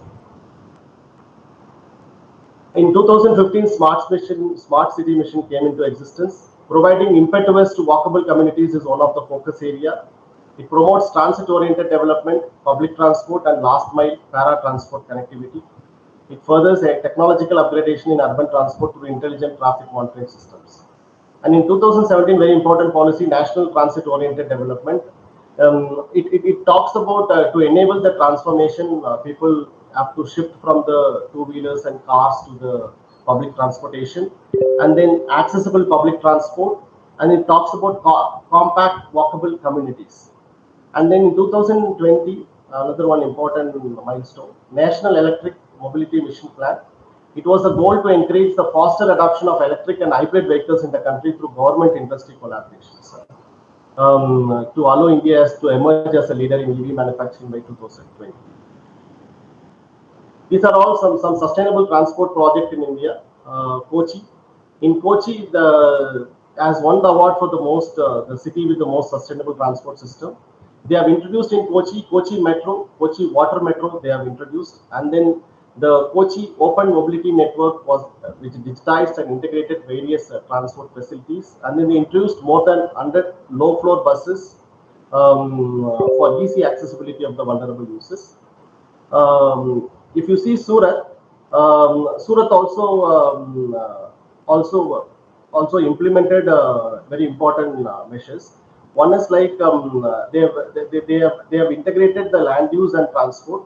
The other one is like they have bagged the award for attracting 87% of vehicle and auto rickshaw users to buses. So they have shifted the people from vehicle and auto rickshaw to the buses, and then integrated transit system comprising of BRT, regular urban bus, regional bus, and regional ride are envisaged to deliver the feeder services to meet the people with the needs of people of Surat. Delhi is also one of the cities with the best non-motorized transport system for the Chandni Chowk redevelopment project. This is a street improvement of Chandni Chowk, creating pedestrian friendly environment with the distinctive character of Chandni Chowk, integrated plan of all services. The redevelopment of Chandni Chowk includes planning of 2 lanes. You can see 2 lanes in the picture for smooth movement of non-motorized vehicles. Then with the public amenities such as toilets, they have kept in the median, and the seating along the roads with plantation and development of town chowk as a pedestrian plaza. Because when you, at the end of this Chandni Chowk, there is a town hall plaza, and there is a town hall, so that chowk is created as a pedestrian plaza. In Nagpur, they have introduced a technology, geospatial and 5D BIM technology, and then they have completed the project within the time. So for that, they have completed this Maha Metro with a tightly controlled quality, cost, and time. So Metro was also credited for working on issues like traffic congestion and road accidents in city, and provide citizens with an easy and affordable daily commute. So we will look into some sustainable development projects in India related to e-mobility, non-motorized transport project in Visakhapatnam, and mass rapid transportation system by the Indian government. Electric mobility in India, why? 14% of the 14 out of the 15 most polluted cities of the world are in India. 36% of nitrogen oxide emissions in Delhi were due to vehicles in 2016. 25% of the particulate matter 2.5 emissions in Delhi were due to vehicles in 2016. So these are the potential gains of using EV. You can get better air quality, improving the public health in cities, and then greenhouse gas mitigation. You can lessen the greenhouse gas emissions towards greener India. Promotes renewables through EV batteries and battery swapping. Enhances energy security, reduces imported fuel use in transport sector, increases plant load factor, increases efficiency of power plants, technological leadership. All this is possible. If you see the Indian scenario related to electric vehicle infrastructure is still in nascent stages, with a limited number of charging stations and supporting infrastructure in place. This is the stats of 2021. 1,600 public EV charging stations are there in the country, which are majorly located in metropolitan cities like Delhi, Mumbai, and Bengaluru. These are the major challenges and barriers for EV infrastructure in India: lack of charging infrastructure, high cost of electric vehicles, range anxiety, because whether now we got 300 kilometer range, but the range anxiety is there with the people. Lack of awareness and education related to EV. Limited availability of the models, of EV models, electric vehicle, 2-wheelers or 3-wheelers or maybe 4-wheelers. Policy framework is also in place, but not very supportive. Dependence on imported components. Most of the components related to the infrastructure are imported, automobile components. Infrastructural compatibility. These are the very challenges of EV infrastructure in India. Government initiatives and policies aimed at promoting electric vehicles adoption in India. There was a scheme that is called FAME. This is called Faster Adoption and Manufacturing of Electric Vehicles in India. It was launched in 2015 to promote the adoption of electric vehicles in the country. And National Electric Mobility Mission Plan. It was launched in 2013 with the aim of promoting electric mobility in India. And then there was a GST reduction was also there from 12 to 5% to make the electric vehicles accessible and affordable for consumers. And then EV charging infrastructure guidelines were issued by Power Ministry in 2018. These guidelines provide a framework for the installation of EV charging stations across the country.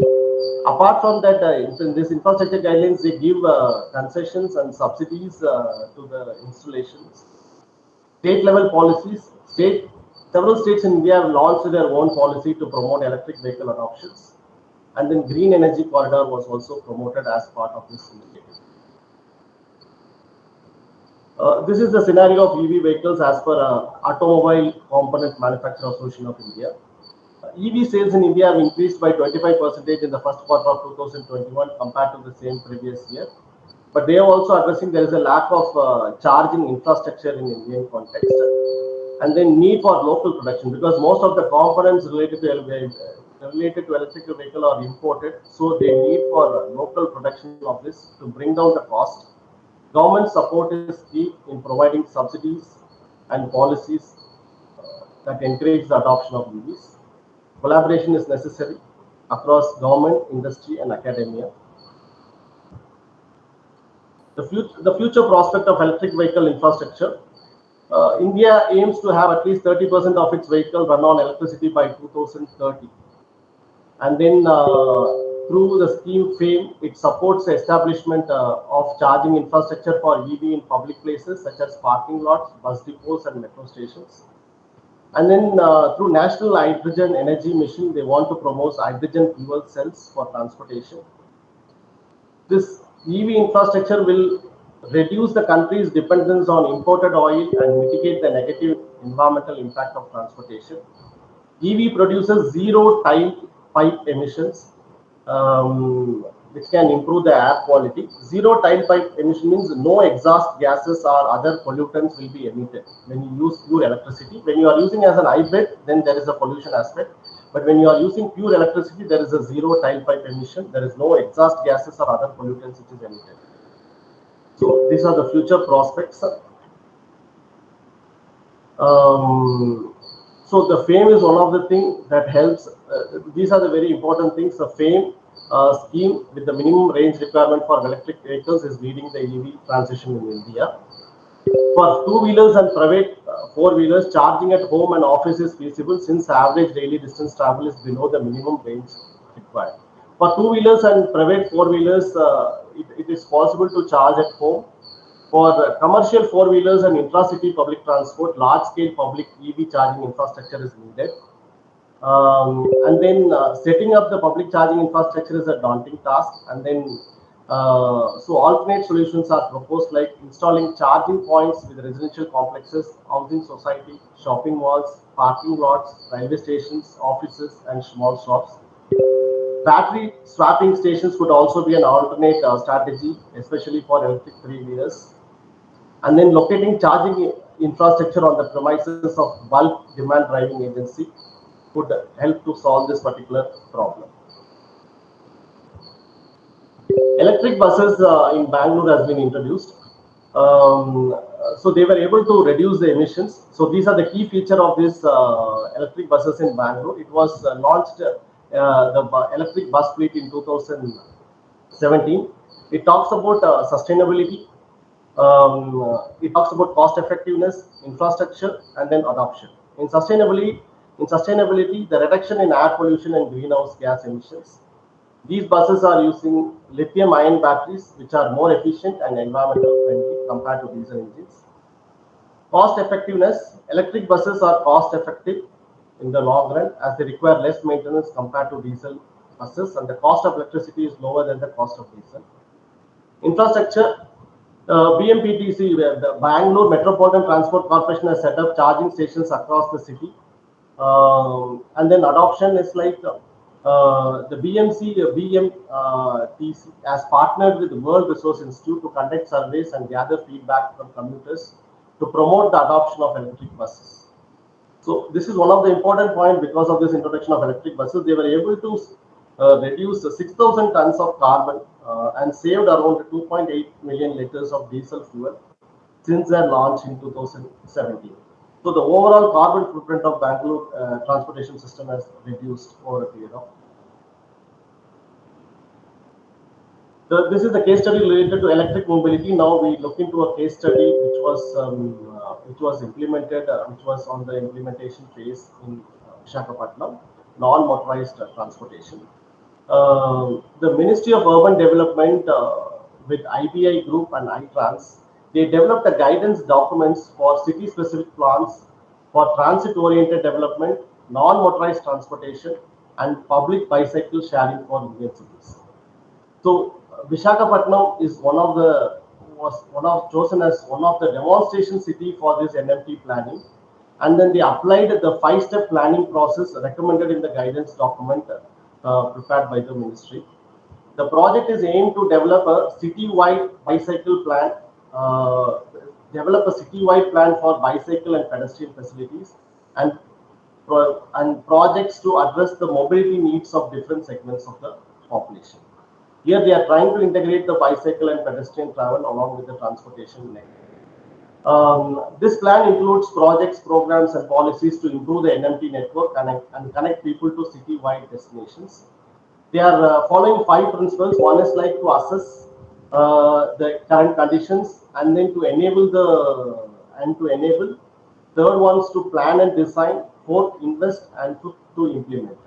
These are the five steps they, as part of this particular five process they undertake to implement this particular project. This particular plan aims to connect commuters, students, children, disabled, and the elderly to city-wide destination. The nodal agency is Municipal Corporation of Visakhapatnam is the nodal agency for this particular project. This is the city profile. The city of Visakhapatnam is known as Vizag, which is a port city and the second largest urban agglomeration in the state of Andhra Pradesh. It has around have a population of 17.3 lakhs and it has a greater Visakhapatnam Municipal Corporation, covering an area of 534 square kilometers. So it is along the coastal area. So most of the land uses are located along the coastal area. The CBD is located in the Jagadamba center. If you see this planning and policy context, first we are assessing the city in terms of its infrastructure network. Planning and policy context, Master Plan 2021, it was prepared in 2007. The plan briefly acknowledges the importance of pedestrian network. It doesn't allocate funds towards it in the investment plan and phasing of project. In City Development Plan 2012 also, the plan identifies infrastructure requirement. It does not include specific recommendation related to non-motorized transport infrastructure.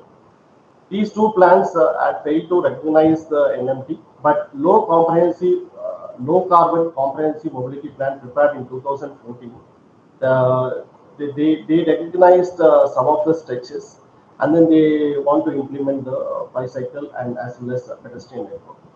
The LCMP includes proposals to upgrade 430 km of arterial and sub-arterial roads with safe footpaths and crossings, install segregated cycle tracks on roads with right-of-ways exceeding 30 meters. So they want to implement as part of this particular plan 2 bicycle sharing pilot schemes. Visakhapatnam Smart City proposal also, they want to do this in an area where transit, they want to integrate with the multimodal transportation. Walking and bicycling lanes, introducing handicap accessible walkways and multi-use, multi-level car parks with ground floor retail, bicycle parking and e-rickshaw parking around the transit corridors.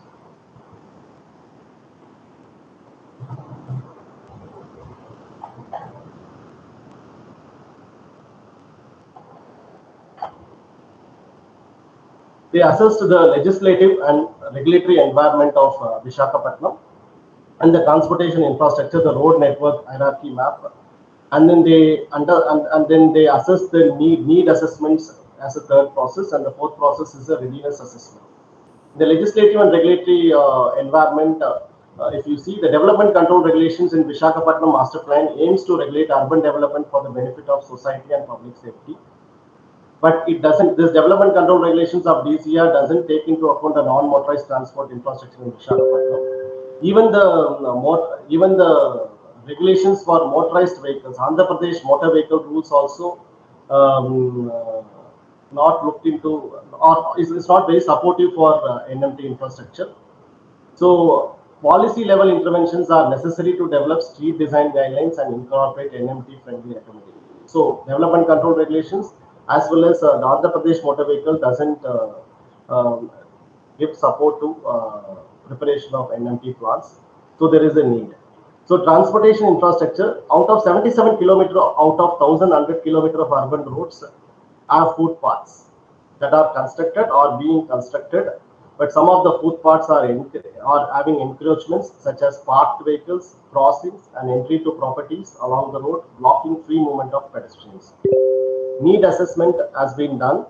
The city of GVMC, Greater Visakhapatnam Municipal Corporation in Andhra Pradesh, has 70 kilometer stretch of national highways.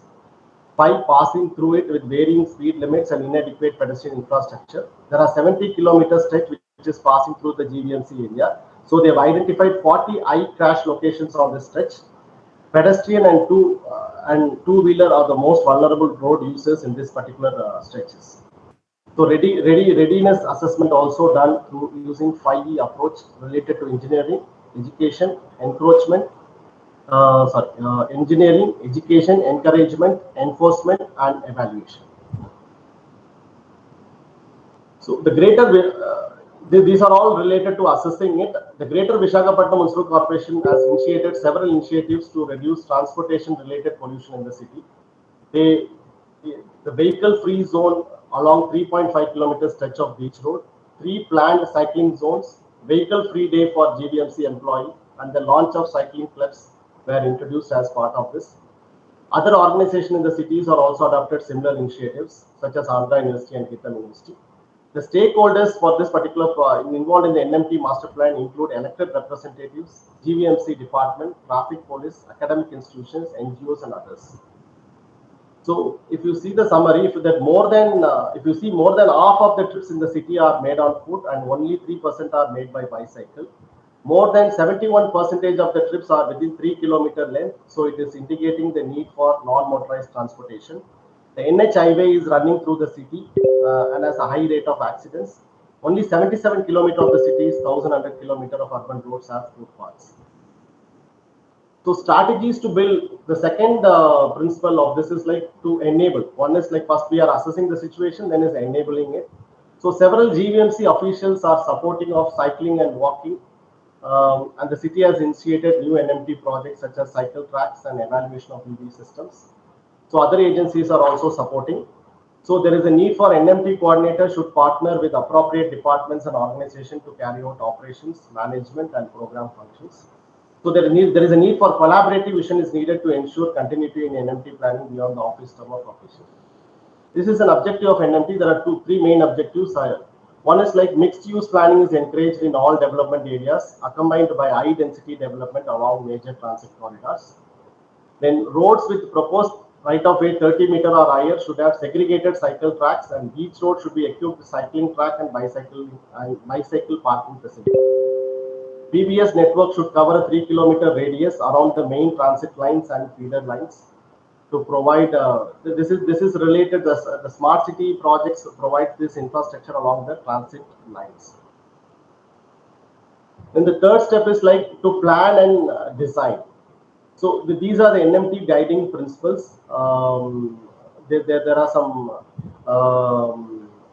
10 principles: interconnected NMT network, complete streets, bicycle friendliness, walkability, comfort, providing universal accessibility, safety, security, providing signages and protection from encroachment. And then there are supportive principles like transit priority, mixed use, supporting bicycle industry, bicycle build cycling culture. All this is a part of this. These are the 7 strategies they have adopted for this particular project. Seamless NMT citywide network, integrating the land use and transport, safe route to parks and schools, public bicycle sharing, first and last mile connectivity, identifying the water bodies, that is blue waste recreational trail, retrofitting the existing streets. So signature projects they have taken: cycling highway along the beach road and accessibility design for influence area of the proposed metro station. So identified in the plan and design, they have identified the proposed walking infrastructure. So 78 kilometer out of 430 kilometer of arterial and subarterial roads in the city have footpaths. In the long run, all roads, including the collector and access roads, needs to be transformed into pedestrian friendly. And then they identified the cycling infrastructure needed. And then they identified the proposed growth centers. They have identified 2 areas. One is like PBS in the core city area, public bicycle sharing system in the core city area in the Jagadamba Center, as well as for BBS in the Gajivaka area. They have identified these 2 projects. This is a part of low carbon mobility plan 2014. So they identified these 2 areas for implementation. And then they took into consideration that they have to establish the safe routes to parks and schools. So they have identified those routes in the Visakhapatnam city. And then they developed the first and last mile connectivity to the transit. And then they have identified some water channels and in Vizag. And then they did the retrofitting of the streets. They took some 2 roads. One is like Old Central Jail Road, And then they have taken some 8 stretches like that, and then in these 8 stretches they worked on the right of way to include the NMT provisions in this investment. So GVMC through their budget, they are trying to invest 5.5 crores, and then the 10 crores has to be included for the BBS scheme also. In this 11.6, they have taken as a pilot project 11.6 kilometer, and then they want to implement the NMT infrastructure as well as the public bicycling scheme. So the total estimate project cost comes 5 crores from the municipal corporation and 10 crores from the investors. So this is the bicycle project. So they were looking into the budget allocations, and then alternate financing options. If you see this, like they were looking on these options. These are the options not implemented, but they are looking in these options like polluter pay principles, and then private vehicle taxation, state transport duties, revenue reallocation, parking fee increase, and maximum parking norms. And then they are looking for unconventional financing sources like various transport charges, allocating municipal budget for NMT infrastructure implementation, integrating advertisement revenue for funding NMT infrastructure, establishing an NMT fund. So there are other ways also they are looking for funding for this particular project. Along with the metro also, if you see in Visakhapatnam, NMT projects can be bundled with the metro project, such as developing a 30-kilometer feeder route network with the provision for walk, cycle, auto rickshaw buses and other street amenities, and implementing the public bicycle sharing scheme. So implementation, if you see, this is the 5th aspect of this particular 5-stage process, like involving the stakeholders. So what are the roles of each stakeholders? Politicians, for building commitment and motivating the society, and then Visakhapatnam Urban Transport Company. It's a special purpose vehicle for BRT. It ensures the integration of the system with bicycle infrastructure like signages and signaling under PWD to support increased bicycle traffic volume. And then GVMC helps in the finance, accounts, ensuring integration of the system with public facility. UDA for provision of space for walking and cycling infrastructure, APSRTC for providing space for parking facility for PBS at the bus stops, Transport Department for providing the integration of walking and bicycle infrastructure like signaling, signages, for that particular purpose, Transport Department, Auto Rickshaw Drivers Union and Traffic Police. So these are the stakeholders for implementing, and then the various roles have stressed. So we'll go into the growth. This is also one of the sustainable measures. One is like the growth of metro rail in Indian context. We have seen so far the electric mobility. Then we looked into the walking and cycling. Then we will look into the current status of the metro rail project in the country. If you see this, if you see the first project in 1984, it started in Kolkata as an underground 3.4 kilometer underground metro network. And then in 2002, it started in Delhi, the metro network.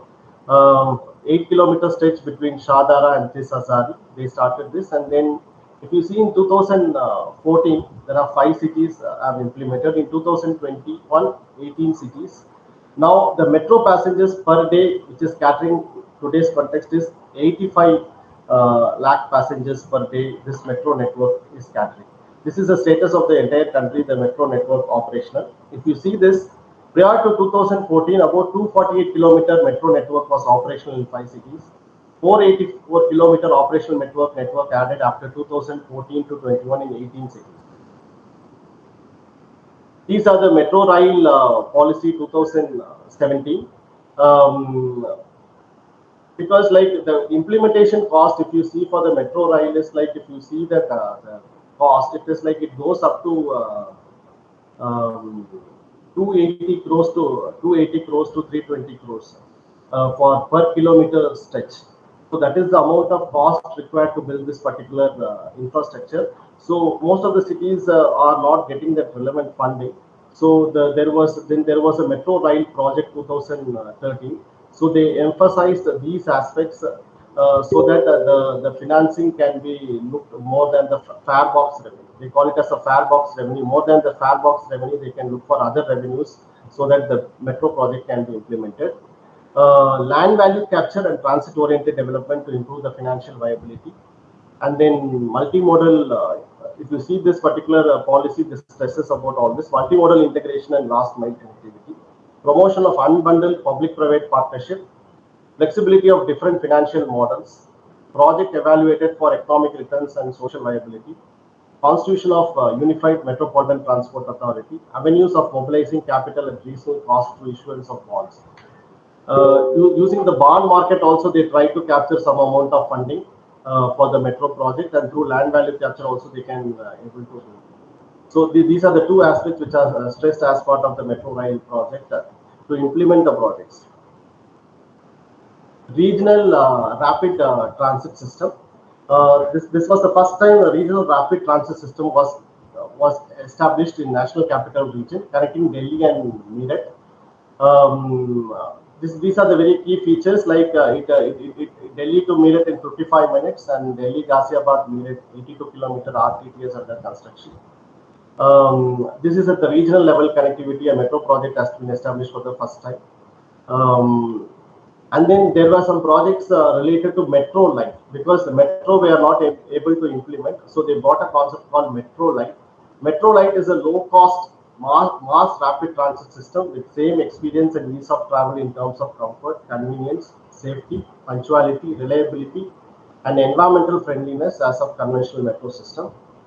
This Metro Light, it's like, if you see the cost of this Metro Light is 40% of the conventional metro. It is 120 to 140 crore per kilometer. Earlier it was like for the elevated corridors, it is 280 to 320 crore per kilometer, but now it is 120 to 140 because it is a metro, because it caters to peak hour direction traffic up to 15,000.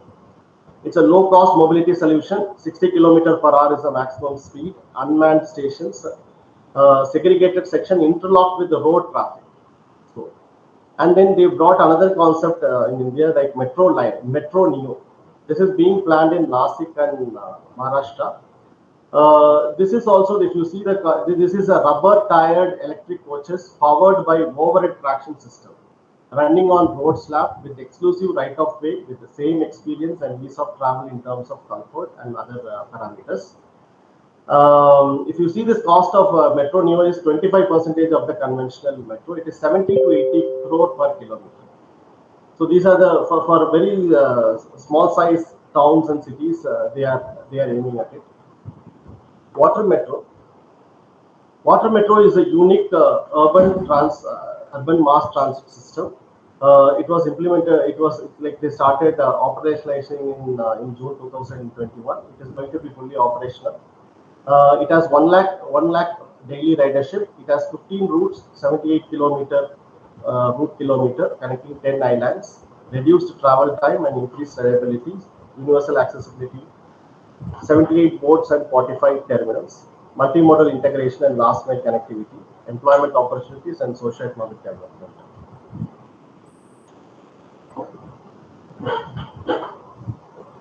So these are the emission norms. If you see the Central Pollution Control Board, they brought some emissions, like which is called as Bharat stage norms, which was implemented in 2000, and now it is like 2020-24. Bharat norms nationwide has started, and then there is a significant impact in the air quality in Indian context. There are alternate fuels which are also implemented in Indian context.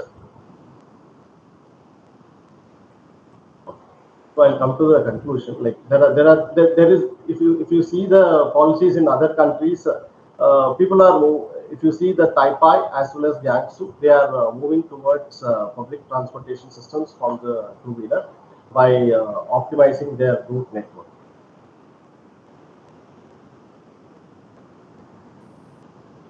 This is another research study which talks about low carbon mobility solutions for urban India. It talks about how to reduce emissions by increasing the ridership in Indian cities. Way forward, traditional urban mobility policies are mainly focused on widening and construction of roads, flyovers, and underpasses to counter these externalities.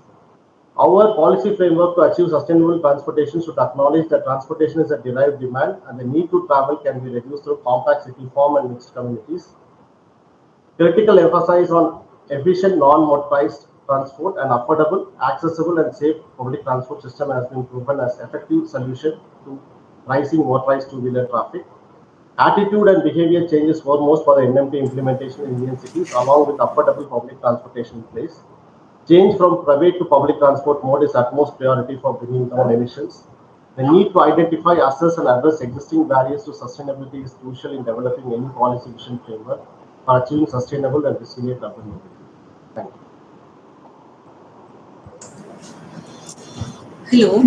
Hello. Yeah, thank you, sir. Thank you for your discerning, judicious, and insightful presentation on sustainable urban transport. Hello.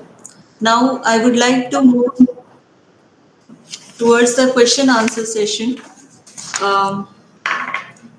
Questions from our audience are welcome.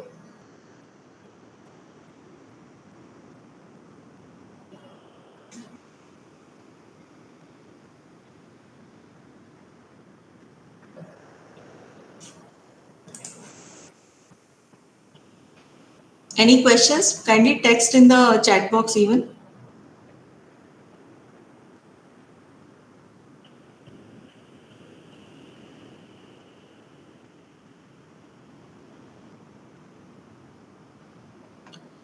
If no questions, then shall I conclude?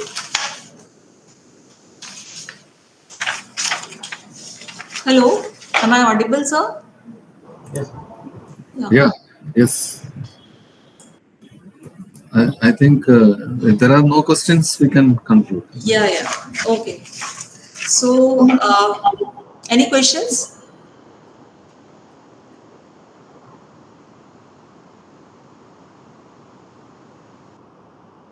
Yeah.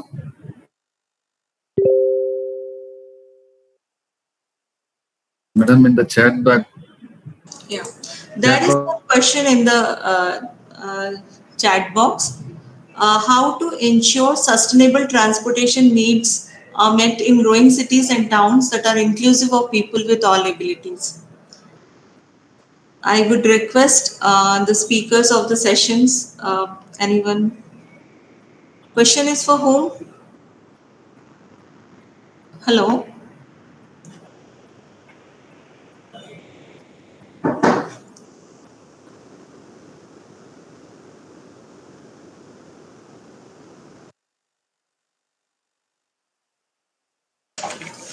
Valiyappan sir? Yes. Shall you take this question? Yes. Yeah. Yes. Yeah, ma'am, Stephanie ma'am, if you want to take out. Anyone.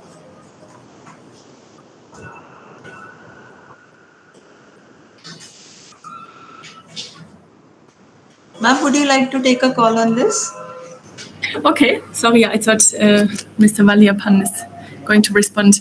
I think I really like the question because kind of this idea of inclusivity of transport is very much in the heart of also what UN Habitat is promoting in terms of sustainable urban mobility. And I think the key here is really universal access.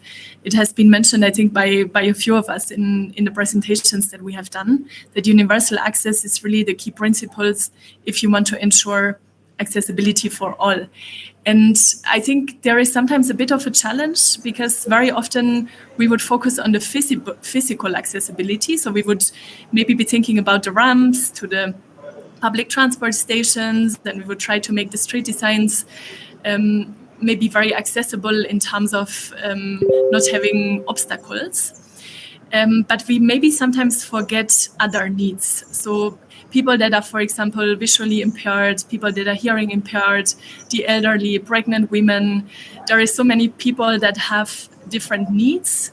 And I think there is really probably in nearly all cities around the world, there's really need to focus on this universal aspects in terms of all abilities that are out there and not just with a focus on the physical aspects. One way to gain insights, I think, is really through focus group discussions in the planning and the design stage of mobility projects. That, for example,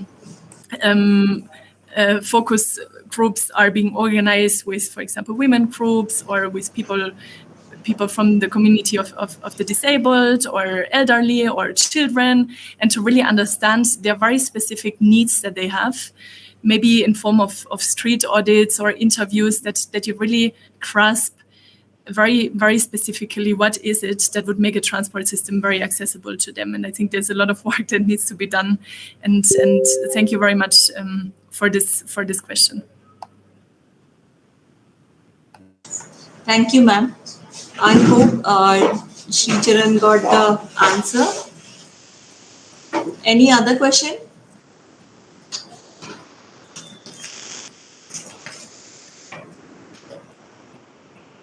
I think we shall conclude now, sir.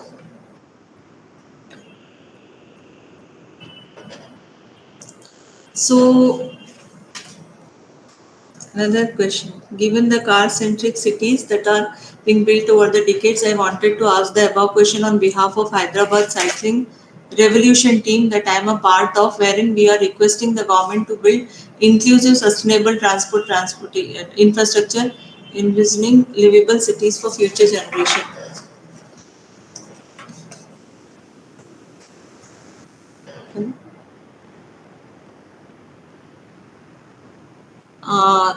Will you come on the screen? Acha, theek hai. Okay, fine. He is satisfied with the answer. Thank you, Sricharan. Now I would like to conclude today's session.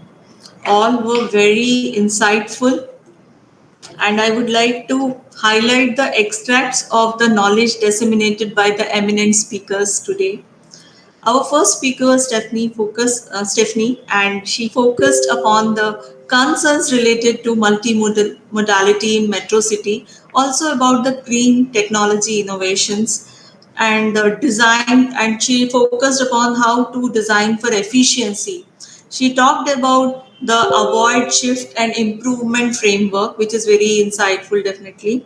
And she concluded with a very concrete thought process that we shall design city for the people, not for the cars. That is really need of an hour. Thank you, Stephanie. And Yuki also added and strengthened the thought process by enriching about the transit-oriented development. We are actually studying about the transit-oriented development, but Sir has given a very different kind of insights that how UN Habitat is also working upon it. So he talked about the lack of public transport investment leading to urban sprawl, how it is leading to urban sprawl. He also discussed about streamlining the transport management and organizing the road traffic. He discussed about the spatial scale of TOT.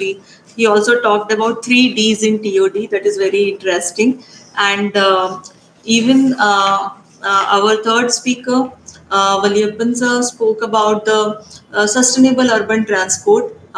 Basically, what are all the different projects, policies, and different transport measures are taken in our country, India. So it was very insightful.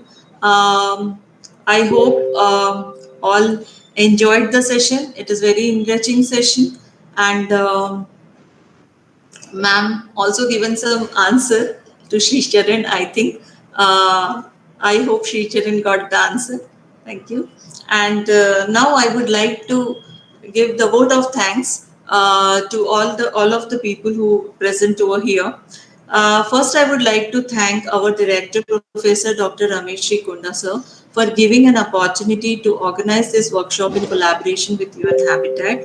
And I would also like to thank our eminent speakers for today's workshop series, Ms. Stephen Holsworth and Mr. Yuki Takada.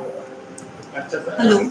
And architect Valiyappan for sparing their valuable time to enrich the entire audience joined over here. I would like to thank deans, heads, faculty, students and staff for joining the session. I also take an opportunity to thank the IT support for their efforts to streamline the event flawless without any hurdle. And I would like to thank Dr. Adinarayan sir for coordinating this event with smooth conduction. And I would like to thank, last but not the least, to Dr. Fayaz behind the scenes managing the Google Meet session. And thank you all. With this, I would like to take a permission to close the session. Thank you. Thank you, sir. Yes. Thank you, sir. Thank you, Thank you, everyone. ma'am. Thank you, sir. Best regards. Valuable Bye time. bye. Bye. Thank you. Bye bye.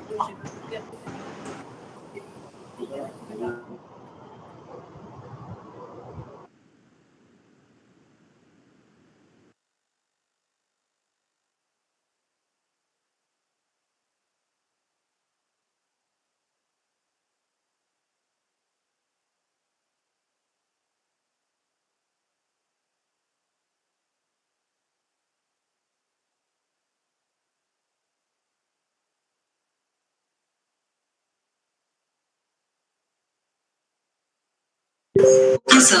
Thank you. Am I audible, sir?